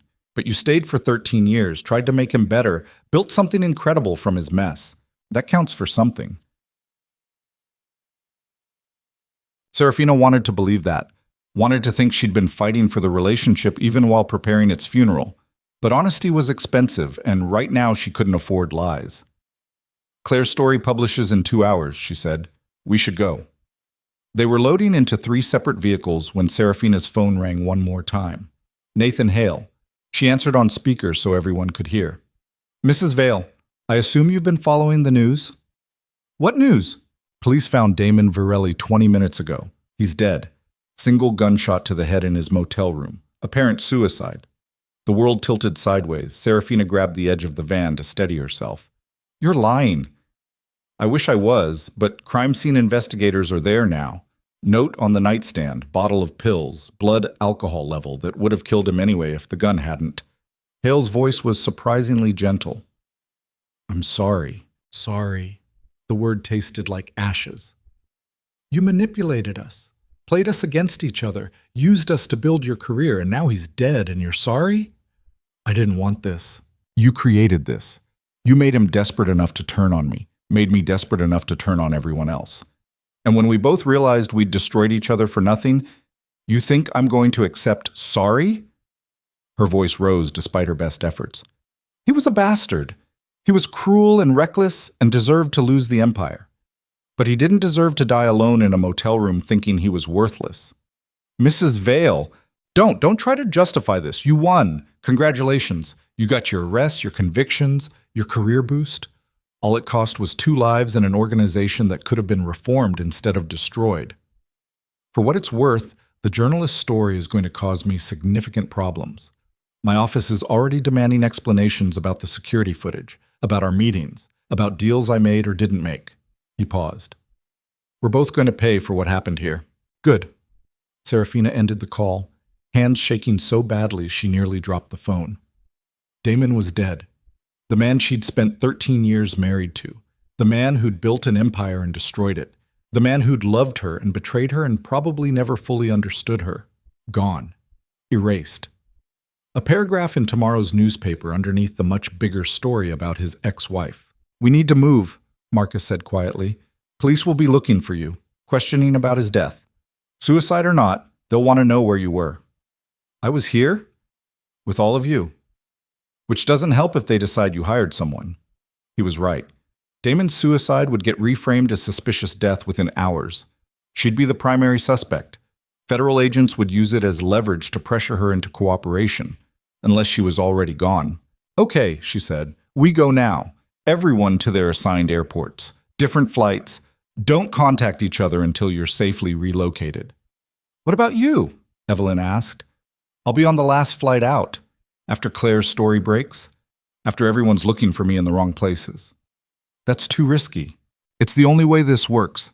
I need to be visible until the story runs. Need to be the distraction that lets everyone else escape.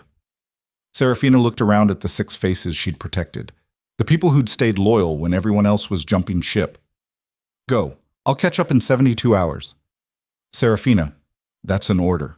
They left one by one. Marcus first, heading to a flight that would take him to Singapore by way of Vancouver. Chen to Tokyo. The financial advisors to Zurich and Luxembourg. Evelyn was last, holding Serafina's hand for a long moment. Don't do anything stupid. Define stupid. You know what I mean. Don't sacrifice yourself trying to make some grand gesture. We need you alive, not martyred. I'll be careful. You're a terrible liar.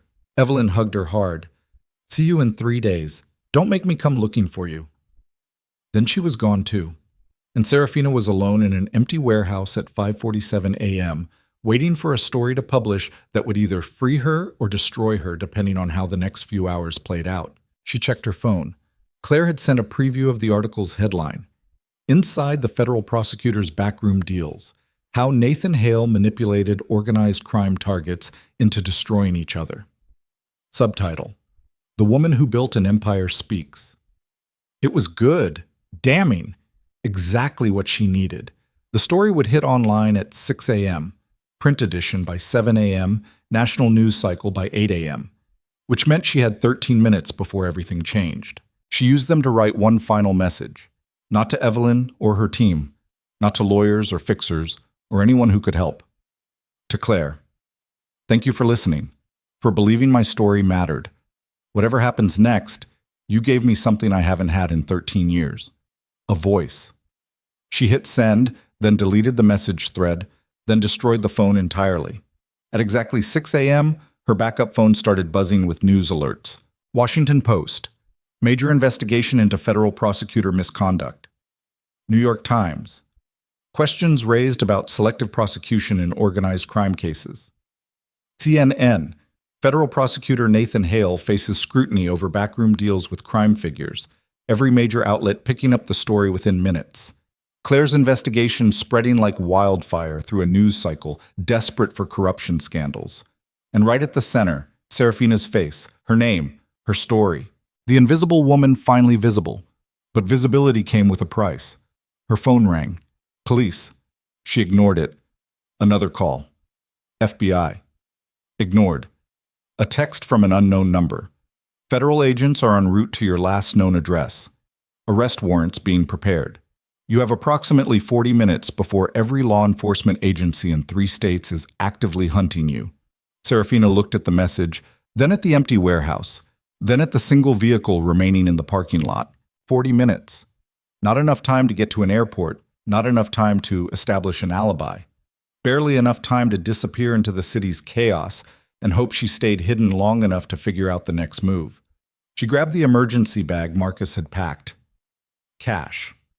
Fake IDs. Burner phones. Basic supplies for someone living off the grid. Then she walked out of the warehouse into cold morning air that tasted like freedom and terror in equal measure. The city was waking up around her. Delivery trucks, early commuters, people living normal lives where their biggest problem was traffic or coffee, or whether they'd remembered to lock their front door. Serafina envied them with an intensity that hurt. She'd spent 13 years building power, 3 days losing it. And now she was just another person trying to survive in a world that had decided she was the villain of her own story. But maybe that was okay. Maybe being the villain meant she got to write her own ending. She walked 3 blocks before realizing she was being followed. Not obviously, not aggressively, just a car maintaining distance. Dark sedan, tinted windows, the kind of vehicle that screamed federal surveillance. Her heart rate spiked. 40 minutes had somehow become 10. She ducked into a subway entrance, swiped a card, pushed through turnstiles into the underground. The train was crowded with morning commuters. Perfect camouflage. She squeezed in between a man reading his phone and a woman juggling coffee in a briefcase. The doors closed. Through the window, she saw 2 agents running down the stairs, reaching the platform just as the train pulled away. She'd bought herself maybe 15 minutes. The train rattled through tunnels. Stop after stop. People getting on and off. Serafina watching every face, looking for surveillance, for recognition, for any sign that someone had connected her face to the news story that was currently exploding across every screen in the city. At the 8th stop, she got off.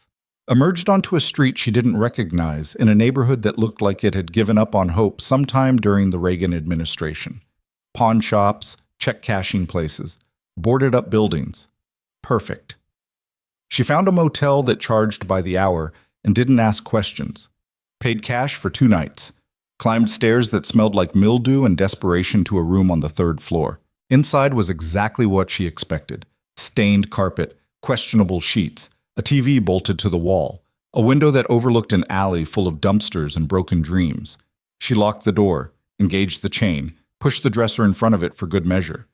Then she sat on the bed and pulled out her burner phone. 7 missed calls from numbers she didn't recognize, probably reporters. Definitely law enforcement. 1 text from Evelyn. Landed safely. Please tell me you're not doing something heroic and stupid.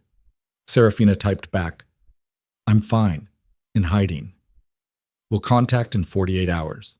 She hit send, then turned off the phone entirely. Outside, sirens wailed. Probably unrelated, possibly very related. She lay back on the questionable mattress and stared at the water-stained ceiling, thinking about how she'd gotten here. Every choice, every compromise, every moment she'd chosen power over principle or survival over honesty. And at the end of it all, she was in a roach motel, alone, with federal agents hunting her in an empire that no longer existed except in newspaper articles and court documents. Damon was dead. Her organization was destroyed. Her name was national news for all the wrong reasons. But she was alive. And somewhere in this city, Nathan Hale was probably having the worst morning of his career as investigators questioned every case he'd built, every deal he'd made, every selective prosecution that had advanced his ambitions. That had to count for something. Her eyes were closing, exhaustion finally overwhelming adrenaline, when someone knocked on the door. 3 sharp raps. Professional. Authoritative. Serafina's hand went to the gun Marcus had packed in the emergency bag. She stood slowly, moving to the window, looking for escape routes. Mrs. Vale? A woman's voice. My name is Director Sarah Chen with the FBI. I know you're in there. I know you're armed. I need you to open the door so we can talk. I have nothing to say without a lawyer. I'm not here to arrest you. Then why are you here? A pause, then, because Nathan Hale is currently under investigation for prosecutorial misconduct, and I think you might have information that helps us build that case, but I need you to trust me long enough to have a conversation. Serafina looked at the gun in her hand, at the door blocking federal law enforcement, at the emergency bag that contained everything she needed to disappear forever. Trust. That's what Director Chen was asking for. The one thing Serafina had approximately zero of left, but also maybe the only move that didn't end with her in prison or dead. She set down the gun, moved the dresser, unlocked the chain, opened the door. Director Sarah Chen stood in the hallway, alone, hands visible, expression carefully neutral. Mid-40s, professional suit, the bearing of someone who'd spent their career navigating bureaucratic minefields. Thank you, she said. May I come in? Serafina stepped aside. Chen entered, closed the door behind her, scanned the room with practiced efficiency. I read Claire Voss's article. It's causing quite a stir. I imagine. Nathan Hale is currently suspended pending investigation. Several of his cases are being reviewed. Defense attorneys are filing appeals across the board. She turned to face Serafina. You did that. With one interview. I told the truth. What people do with it isn't my responsibility. Except it is.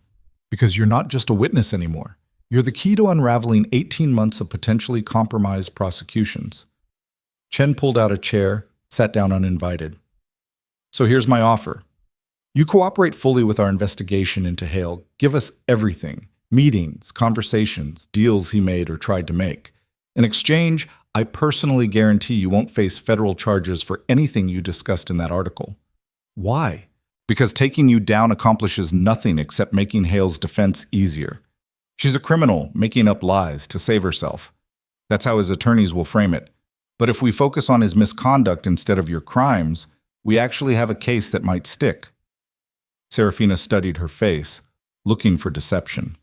And after your investigation, when Hale's dealt with, that depends on what other evidence exists, what other crimes you've committed, whether you're willing to cooperate long term. Chen's expression didn't change. But Mrs. Vale, your empire is gone. Your husband is dead. Your organization is scattered. Fighting us accomplishes nothing except adding years to a sentence you might not even get if you're smart about this. You want me to be your witness? I want you to help us fix a corrupted system. The fact that it also helps you is just convenient symmetry. Outside, more sirens, getting closer. You have about 5 minutes to decide, Chen said. After that, I can't protect you from the response teams that are actively searching this neighborhood. Serafina looked at the emergency bag, at the gun, at the exit routes she'd been calculating since Chen entered. She could run, disappear into the city, eventually make it to an airport and flee to whatever country didn't extradite, live the rest of her life looking over her shoulder. Or she could do the one thing she'd spent 13 years avoiding, trust that the system might actually work if someone fought to make it work. Okay, she said, I'll cooperate, but I want full immunity in writing, for me and the 6 people I already got out. I can't promise. Then I run. Right now. You'll never find me and you'll lose your case against Hale. Serafina met her eyes. I'm done making deals that leave me exposed. Full immunity or nothing. Chen pulled out her phone, made a call, spoke in low tones for 90 seconds, then hung up. My superiors agree, pending verification of your testimony. But Mrs. Vale, if you're lying to us, if anything you say turns out to be fabricated to damage Hale's reputation, the deal's void and we prosecute you for everything. I understand. Then let's go. I have a car downstairs, federal facility where we can do a proper debrief. Chen stood, extended her hand. Welcome to the other side. Serafina looked at the offered handshake, at the woman representing the system she'd spent 13 years circumventing. Then she took it. They walked out of that motel room together, past the questionable carpet and broken dreams, into morning sunlight that felt surreal after everything that had happened. A black SUV waited at the curb. Chen opened the back door, gestured for Serafina to get in. She climbed inside. The door closed. And through the tinted window, she watched the city slide past. The empire she'd built and lost, the life she'd claimed and destroyed, the future she'd fought for and surrendered. All of it gone. All of it over. But somehow, sitting in the back of a federal vehicle heading toward an uncertain future, Serafina felt something she hadn't felt in years. Hope. Small, fragile, probably misplaced, but real. The car pulled onto the highway, accelerating toward whatever came next, and Serafina finally let herself believe that maybe, just maybe, she'd survive this after all. The federal facility was exactly what Serafina expected: concrete walls, fluorescent lighting, and the institutional smell of government efficiency. Director Chen led her through security checkpoints, past agents who tried not to stare, into a conference room with a table, 6 chairs, and a recording device that looked older than most of the people in the building. "Coffee?" Chen asked. "Black." Chen poured 2 cups from a machine that had seen better decades, set one in front of Serafina, then sat down across from her with a legal pad and the weight of federal authority. "Before we start, I need to be clear about something," Chen said. "This isn't an interrogation. It's a debriefing. You're a cooperating witness, not a suspect. But everything you say will be recorded and can be used in prosecutions against Nathan Hale and anyone else implicated in your testimony." "I understand." "Good." Chen clicked on the recorder. "Let's start at the beginning. When did you first meet Nathan Hale?" Serafina talked for 4 hours straight. She detailed every interaction with Hale: the late-night phone call after the gala, the meeting at Sal's diner, the morning in his office when she'd hidden in the closet while Damon testified. She described his offer, the deal he'd tried to make, the way he'd played her and Damon against each other like chess pieces in a game neither of them fully understood. Chen took notes, asked clarifying questions, occasionally paused the recording to verify facts or make phone calls to investigators who were already building the case. By noon, Serafina had given them everything they needed to destroy Nathan Hale's career. "That's good," Chen said, leaning back. "Really good. But I need one more thing from you." "What?" "Testimony, in front of a grand jury, on the record, about everything Hale did." Serafina's stomach tightened. "When?" 2 weeks. We need time to verify your story, cross-reference with other evidence, build a timeline that's bulletproof." Chen's expression was unreadable. "Can you do that?" Could she? Stand in front of a room full of strangers and detail how she'd tried to save herself by making deals with a corrupt prosecutor? Admit to crimes she'd committed? Watch her life get dissected by lawyers looking for inconsistencies? "Yes," she said quietly. "I can do that." "Then we have a deal." Chen extended her hand again. "Welcome to witness protection, Mrs. Vale. The next 2 weeks of your life are going to be very controlled, very boring, and hopefully very safe." The safe house was a townhouse in a suburb that looked like every other suburb in America. Beige siding, manicured lawn, a neighborhood where people waved at each other but didn't actually know their neighbors' names. 2 agents stayed with her at all times. Rotating shifts, professional but distant. They cooked meals she barely touched, monitored her phone calls, made sure she didn't leave without permission.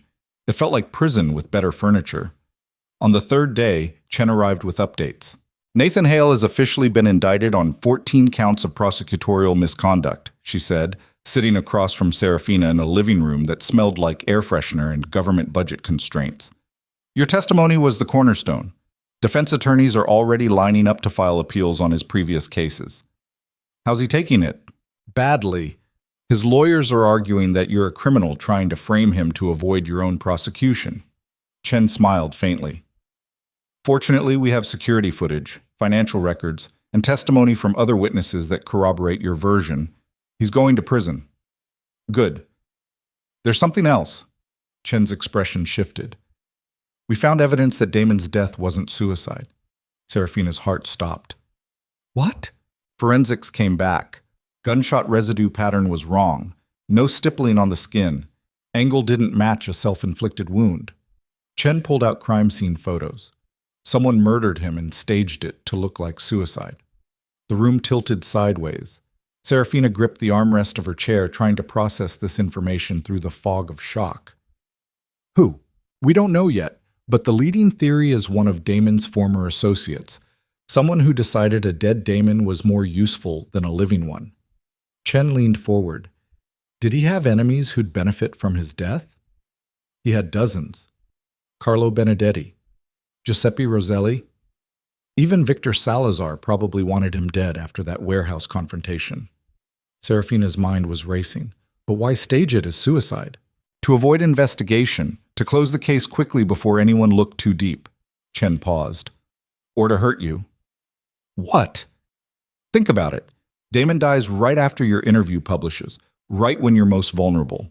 It makes you look complicit, makes people question your story, makes Hale's defense stronger because now you're connected to a suspicious death. Serafina felt something cold settle in her chest. Someone's trying to destroy my credibility. Yes. Which means we need to find out who killed Damon before they do more damage. Chen stood. I'm assigning extra security. No one in or out without clearance. We're close to the grand jury testimony. Can't afford anything compromising the case now. After Chen left, Serafina sat alone in the sterile living room, thinking about Damon. About the last phone call where he'd admitted he still loved her somewhere underneath all the resentment and rage. About 13 years of marriage that had ended with him alone in a motel room, probably drunk, probably scared, definitely murdered by someone he'd once called an ally. She should feel vindicated. He tried to destroy her, cooperated with federal prosecutors, made her life hell, but instead she just felt tired of the violence, the betrayal, the endless cycle of people hurting each other in the name of power and survival. Her phone buzzed. A text from an unknown number. You're next. She stared at the message, pulse hammering, then showed it to the agents monitoring her security. Could be a prank, Agent Morrison said, examining the phone. Could be serious. We'll trace the number, increase patrols, tighten protocols.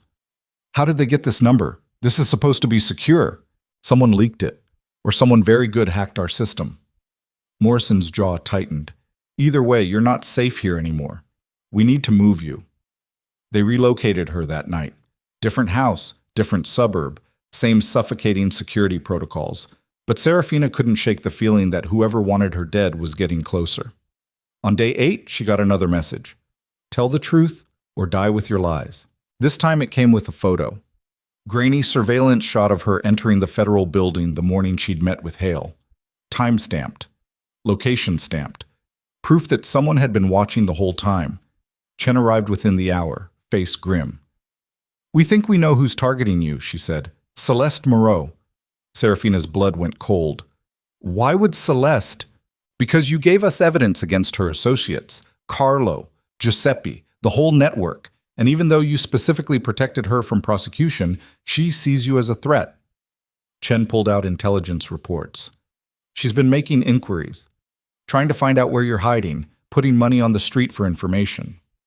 Celeste doesn't do sloppy hits. If she wanted me dead, I'd be dead.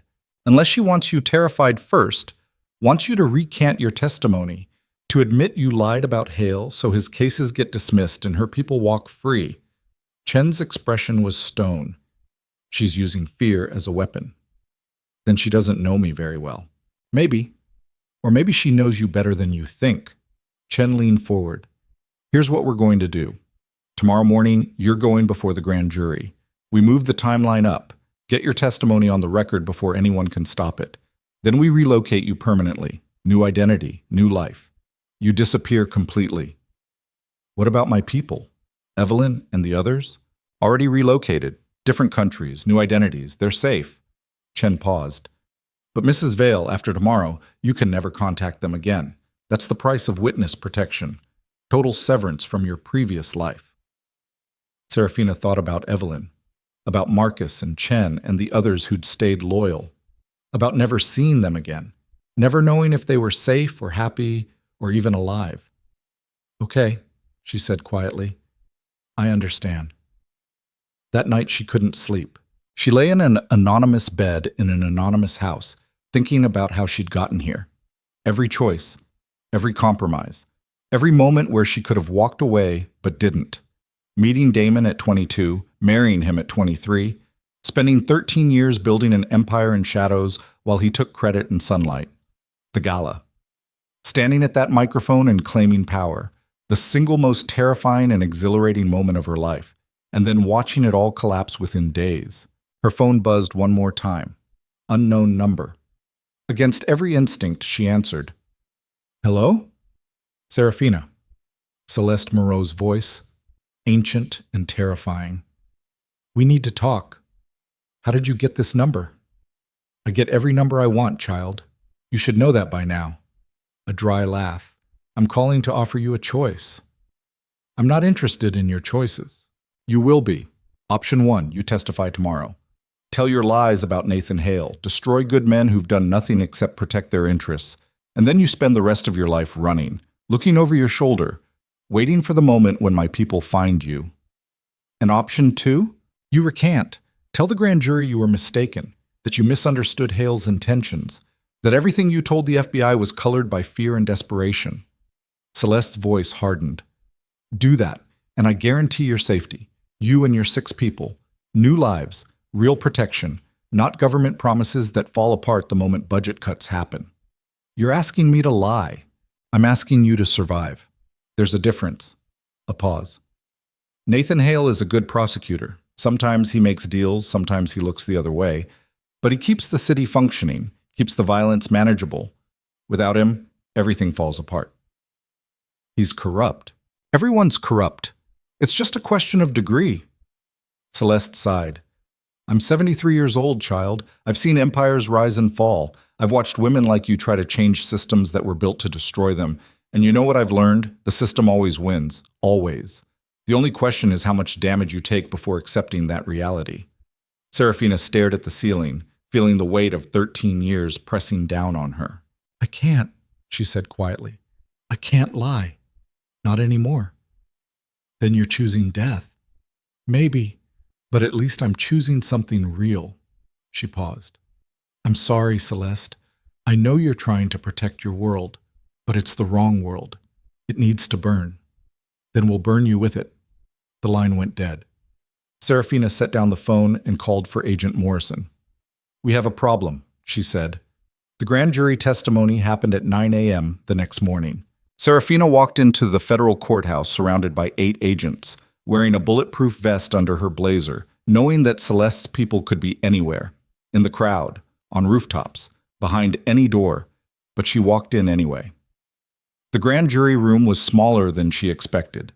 23 citizens sitting in tiered rows, watching her with expressions ranging from curiosity to suspicion. A prosecutor who wasn't Nathan Hale, a court reporter. Guards at every door. She was sworn in, sat down, looked at the faces waiting to judge her. And she told the truth. Everything, every meeting with Nathan Hale, every deal he'd offered, every manipulation, every way he'd played her and Damon against each other to build cases that advanced his career. The prosecutor asked questions, showed evidence, security footage from the federal building, financial records, phone logs. The grand jury listened in absolute silence. And when she finished 3 hours later, Serafina felt something shift inside her chest. Not peace exactly, but something close. The weight of 13 years of lying finally lifted. She'd told the truth, completely, without justification or excuse. Whatever happened next, at least she'd done that. The grand jury deliberated for 47 minutes. Then they voted to indict Nathan Hale on all 14 counts. Director Chen met her in the hallway outside, smiling for the first time since they'd met. You did it, Chen said. Clean testimony, credible, powerful. His career is over. Good. There's something else. Chen's expression shifted. We arrested Celeste Moreau this morning. Conspiracy to commit murder. Witness tampering. Her phone call last night was recorded. She called from a line we'd flagged weeks ago. Everything she said about threatening you is on tape. Serafina felt something loosen in her chest. She's actually going to prison? She's 73 with health problems. Probably not much time either way. But yes, she's going to die in federal custody. Chen paused. Which means you're safe.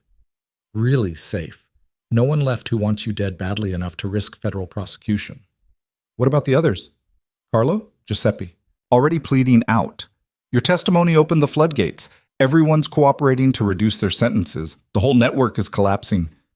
Serafina sat down on a bench in the courthouse hallway, suddenly exhausted beyond words. It was over. Actually over. The empire she'd built, the power she'd claimed, the life she'd fought for. All of it gone. Dismantled. Reduced to court transcripts and newspaper articles and federal case numbers. But she was alive, and for the first time in 13 years, she was free. What happens now? She asked. Now you disappear. Witness protection will set you up somewhere far from here. New name, new identity, enough money to start fresh. Chen sat down beside her. You'll never be Serafina Vale again. Never contact anyone from your previous life. But you'll be safe. And hopefully, eventually, you'll be happy. I don't know if I remember how to be happy. Then you'll learn. Chen handed her a folder. Your new identity is in here. Study it, memorize it. Become this person so completely that Serafina Vale feels like someone you used to know. Serafina opened the folder. Sarah Mitchell, age 37, marketing consultant. Originally from Portland. No criminal record, no complicated past. Just a normal woman living a normal life. It felt like a costume that didn't fit. But maybe that was the point. 3 days later, Serafina stood in an airport terminal, wearing clothes she'd never have chosen, carrying a single suitcase that contained everything she was allowed to take. No phone from her old life, no photos, no mementos. Just the carefully constructed identity of someone who'd never built an empire or married a crime lord or testified against a federal prosecutor. Agent Morrison stood beside her, waiting for the boarding call. You ready? He asked. No, that's honest. He handed her a new phone. This has one contact programmed. Emergency number. Use it only if absolutely necessary. Otherwise, you're completely off the grid. Where am I going? You'll find out when you land. Small city, quiet, the kind of place where people mind their own business. He paused. Mrs. Vale, Sarah, this is your chance. Don't waste it being who you were. Be someone better. The boarding call announced her flight. Serafina picked up her suitcase, walked toward the gate, then stopped. Agent Morrison? Yes? Tell Director Chen thank you for believing me, for fighting to make this work. I will.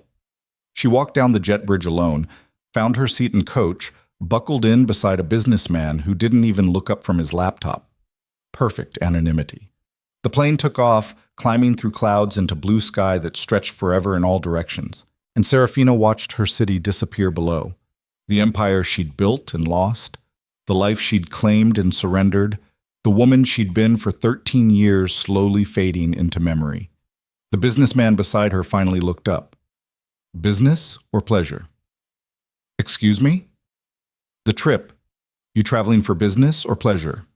Serafina considered the question, considered all the possible answers, all the ways she could explain why a woman with no past was flying toward a future she couldn't see. Neither, she finally said. I'm starting over. Good for you. He went back to his laptop. And that was it. No drama, no revelation, just another conversation between strangers who'd never matter to each other. Serafina closed her eyes and let the engine noise wash over her, thinking about everything she was leaving behind. Damon, dead in a motel room, probably murdered by people who'd once called him an ally. Nathan Hale, facing federal prosecution for crimes he'd committed while pretending to enforce justice. Celeste Moreau, dying in a prison cell after 73 years of controlling the city through fear and strategic violence. And the empire itself. The billions in assets, the political connections, the infrastructure she'd spent over a decade building, all of it gone, all of it irrelevant. But Evelyn was safe. Marcus was safe. The others who'd stayed loyal had new lives in new countries with enough money to rebuild. That had to count for something. The plane leveled off at cruising altitude. The businessman ordered bourbon. Serafina ordered water. Her phone buzzed. The emergency contact number. She almost didn't check it, then realized it might be Chen with final instructions. But it wasn't Chen. It was a message from an unknown number that read, "The Queen is dead. Long live the Queen." Serafina stared at the message, pulse quickening. Then she realized what it meant. Somewhere in the world, Evelyn had found a way to send one final communication, breaking every protocol, risking exposure, just to let Serafina know she was remembered. She typed back quickly. The Queen is retired, but she's grateful for the kingdom. Then she deleted the message thread, turned off the phone, and slipped it into the seat pocket. The businessman glanced over. "Everything okay?" "Yeah," Serafina said. "Everything's fine." And somehow, impossibly, she almost believed it. The flight landed 6 hours later in a city she'd never been to. Small airport, local rather than international. The kind of place where everyone knew each other and newcomers stood out for about 6 months before being absorbed into the community fabric. A social worker named Margaret met her at baggage claim. "Sarah Mitchell?" "Yes." "Welcome, I'm here to help you get settled. We've set you up with an apartment, a bank account with seed money, and some job interviews lined up for next week." Margaret smiled warmly. "It's not glamorous, but it's safe, and hopefully eventually it'll feel like home." They drove through tree-lined streets to a neighborhood that looked like something from a cable television movie about normal American life. Kids playing basketball, dogs being walked, houses with porches where people actually sat in the evenings. The apartment was on the second floor of a converted Victorian. Hardwood floors. Bay windows. Furniture that was mismatched but comfortable. A kitchen barely big enough for one person. "It's not much," Margaret said apologetically. "It's perfect." After Margaret left, Serafina stood in the empty apartment, looking at her reflection in the window glass. She looked the same face, same body, same eyes that had seen too much violence and betrayal. But she wasn't the same. She was Sarah Mitchell now. Marketing consultant. No criminal record. No complicated past. Just a woman trying to figure out how to live a life that didn't require strategy and manipulation and constantly watching her back. She unpacked her single suitcase. Clothes, toiletries, a book Margaret had included about starting over after trauma. That night, she couldn't sleep. She lay in an unfamiliar bed in an unfamiliar city, listening to sounds she didn't recognize. Neighbors, traffic, the ordinary chaos of people living normal lives. And she thought about everything that had led her here. Meeting Damon, building the empire, the gala, the collapse, the testimony. Every moment had felt inevitable at the time. Like she had no choice except to keep moving forward, accumulating power, protecting herself against a world designed to destroy her. But lying here now, in this anonymous apartment, Serafina realized something she'd never let herself acknowledge before. She'd had choices. At every step she could have walked away, could have left Damon, could have refused to build the empire, could have disappeared before the gala and avoided all of it. But she hadn't, because somewhere deep down, she'd wanted the power. Wanted to prove she was smarter than everyone who'd dismissed her, wanted to win, and winning had cost her everything. Her phone buzzed. The emergency number. This time it was Director Chen. "Nathan Hale's trial starts next month. If you're willing, we'd like you to testify in person. Not required, but it would strengthen the case significantly." Serafina stared at the message. Going back meant risking exposure, meant reliving everything, meant facing the man who'd manipulated her and Damon into destroying each other. But it also meant finishing what she'd started. She typed back, "I'll be there." 4 weeks later, Serafina walked into a federal courtroom wearing a conservative dress and the face of someone who'd survived a war. Nathan Hale sat at the defense table, looking smaller than she remembered. His expensive suit couldn't hide the fact that he'd aged 10 years and 2 months. His lawyers surrounded him like bodyguards protecting someone who'd already lost. The prosecution called her to the stand. She was sworn in, sat down, looked directly at Hale. And she told her story one more time. Not for revenge, not for justice, but because the truth needed to be spoken out loud in a room full of witnesses who could verify that it had been said. Hale's defense attorney cross-examined her aggressively, attacked her credibility, called her a criminal trying to frame an innocent prosecutor. But Serafina didn't flinch. She answered every question calmly, factually, without emotion or embellishment. And when she finally stepped down from the witness stand 3 hours later, she saw something in Nathan Hale's expression that looked like defeat. The trial lasted 2 weeks. The jury deliberated for 9 hours. Guilty on 12 of 14 counts. Nathan Hale was sentenced to 8 years in federal prison. Serafina watched from the gallery as he was led away in handcuffs, and she felt nothing. No satisfaction, no vindication, just tired recognition that another person had destroyed themselves chasing power that didn't actually exist. After the sentencing, Director Chen found her in the courthouse hallway. "You did good work here," Chen said. "Really good. Changed the system. Made it harder for prosecutors to do what Hale did." Did I? Or did I just create space for the next corrupt prosecutor to be more careful about getting caught? Maybe both. Chen smiled faintly. But that's not your problem anymore. You've done your part. Time to go live your life. What life? Whatever you build. Starting now. Serafina flew back to her small city, to her anonymous apartment, to the ordinary existence she was learning to navigate. She got a job at a marketing firm. Entry-level position that paid barely enough to cover rent. She made small talk with coworkers about weekend plans and television shows. She grocery shopped and did laundry and learned to cook meals that didn't come from expensive restaurants. It was boring, mundane, absolutely nothing like running a criminal empire. And slowly, painfully, Serafina started to understand that boring was exactly what she needed. 6 months after the trial, she was walking home from work when her phone rang. Unknown number. She almost didn't answer. Then curiosity won. Hello? Sarah? Evelyn's voice. Older, somehow. Tired. It's me. Serafina stopped walking, heart hammering. You're not supposed to call. It's dangerous. I know, but I had to hear your voice. Had to know you were okay. A pause. Are you okay? I'm surviving. Working a normal job. Living a normal life. It's weird. I bet. Evelyn laughed, and it sounded like coming home. I'm in Barcelona. New name, new face after some surgical adjustment, running a consulting firm that's actually legitimate. Are you happy? Getting there. It's hard, letting go of who we were, but also kind of liberating. Another pause. I miss you. I miss you too. The others are doing well. Marcus is in Singapore, Chen in Tokyo. Everyone landed somewhere safe. Evelyn's voice cracked slightly.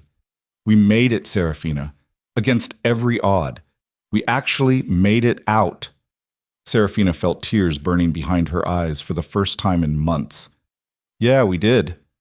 I should go. This call is already too long. But I wanted you to know what you did, taking down Hale, testifying, exposing the system. It mattered.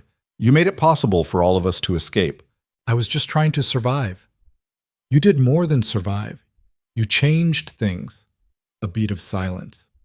Take care of yourself, Sarah Mitchell, or whoever you decide to be next. The line went dead. Serafina stood on the sidewalk holding her phone, crying for the first time since Damon's death. Not sad tears, not happy tears, just the release of 13 years of holding everything together, finally letting go. A neighbor walking her dog stopped. Are you all right? Serafina wiped her eyes, nodded. Yeah, just got some good news. Well, that's wonderful, the neighbor smiled. Have a good evening. You too. And Serafina kept walking toward her ordinary apartment in her ordinary neighborhood, in her ordinary life. 3 years later, she stood on a different balcony in a different city, watching sunset paint the sky in shades of gold and crimson. She'd changed her name again, left the marketing job for something that actually interested her, victim advocacy work, helping women escape abusive situations. Found an apartment with better light. Started taking classes at the community college because why not learn something new? She'd even dated briefly. Nothing serious. But the fact that she could consider letting someone close without immediately calculating exit strategies felt like progress. Her phone buzzed. A news alert. Nathan Hale had been released early for good behavior, 3 years into an 8-year sentence. He'd given an interview claiming he'd been railroaded by corrupt witnesses with axes to grind. Serafina read the article, felt old anger start to surface, then deliberately let it go. He didn't matter anymore. What he'd done? What he'd taken. None of it mattered. She'd survived, built something different, become someone new. That was enough. She set down her phone and looked out at the city below. Lights coming on as darkness fell. People going home to families or friends, or solitary dinners, all of them carrying their own stories of survival and struggle and small victories. And for the first time since the gala 4 years ago, Serafina felt something close to peace. Not happiness exactly. The scars went too deep for that. But peace. Acceptance. The quiet understanding that she'd fought her war and survived it, and that was all anyone could reasonably ask for. She thought about Damon sometimes, about the man he'd been before the empire corrupted him, about the relationship they might have had if they'd been different people in a different world. She thought about Nathan Hale in prison, probably bitter and unrepentant, convinced he'd done nothing wrong. She thought about Celeste Moreau, dead 2 years now, taking her secrets and her networks to whatever came after this life. And she thought about Serafina Vale, the woman who'd built an empire in shadows and claimed it in light and watched it collapse within days. That woman was gone now, buried under layers of new identities and ordinary choices and deliberate anonymity. But she wasn't forgotten. Late at night, when the world was quiet and the masks could come off, Sarah Mitchell remembered who she'd been, what she'd survived, the empire she'd built with nothing but intelligence and patience and terrifying competence. And she smiled. Because the greatest victory wasn't surviving the war, it was choosing to walk away from the battlefield entirely. The city lights spread out below her, infinite and indifferent, full of people living their own complicated lives. And somewhere in that chaos, Sarah Mitchell, formerly Serafina Vale, formerly the invisible architect of a billion-dollar criminal empire, had found something she'd never expected to find. A life worth living. Simple, ordinary, real. And finally, after 13 years of fighting, that was enough. She finished her coffee, went inside, closed the balcony door against the cooling night air. Tomorrow she'd wake up early, go to work helping people escape situations she understood too well. Maybe grab lunch with the coworker who'd been asking her out for 3 months. Come home to her small apartment and its mismatched furniture and its complete lack of danger. It wasn't the life she'd planned. It wasn't the empire she'd built. But standing here now, in this quiet moment between who she'd been and who she was becoming, Sarah Mitchell understood something Serafina Vale never could have. Power wasn't about control. It was about choice, and she'd finally chosen herself. The end.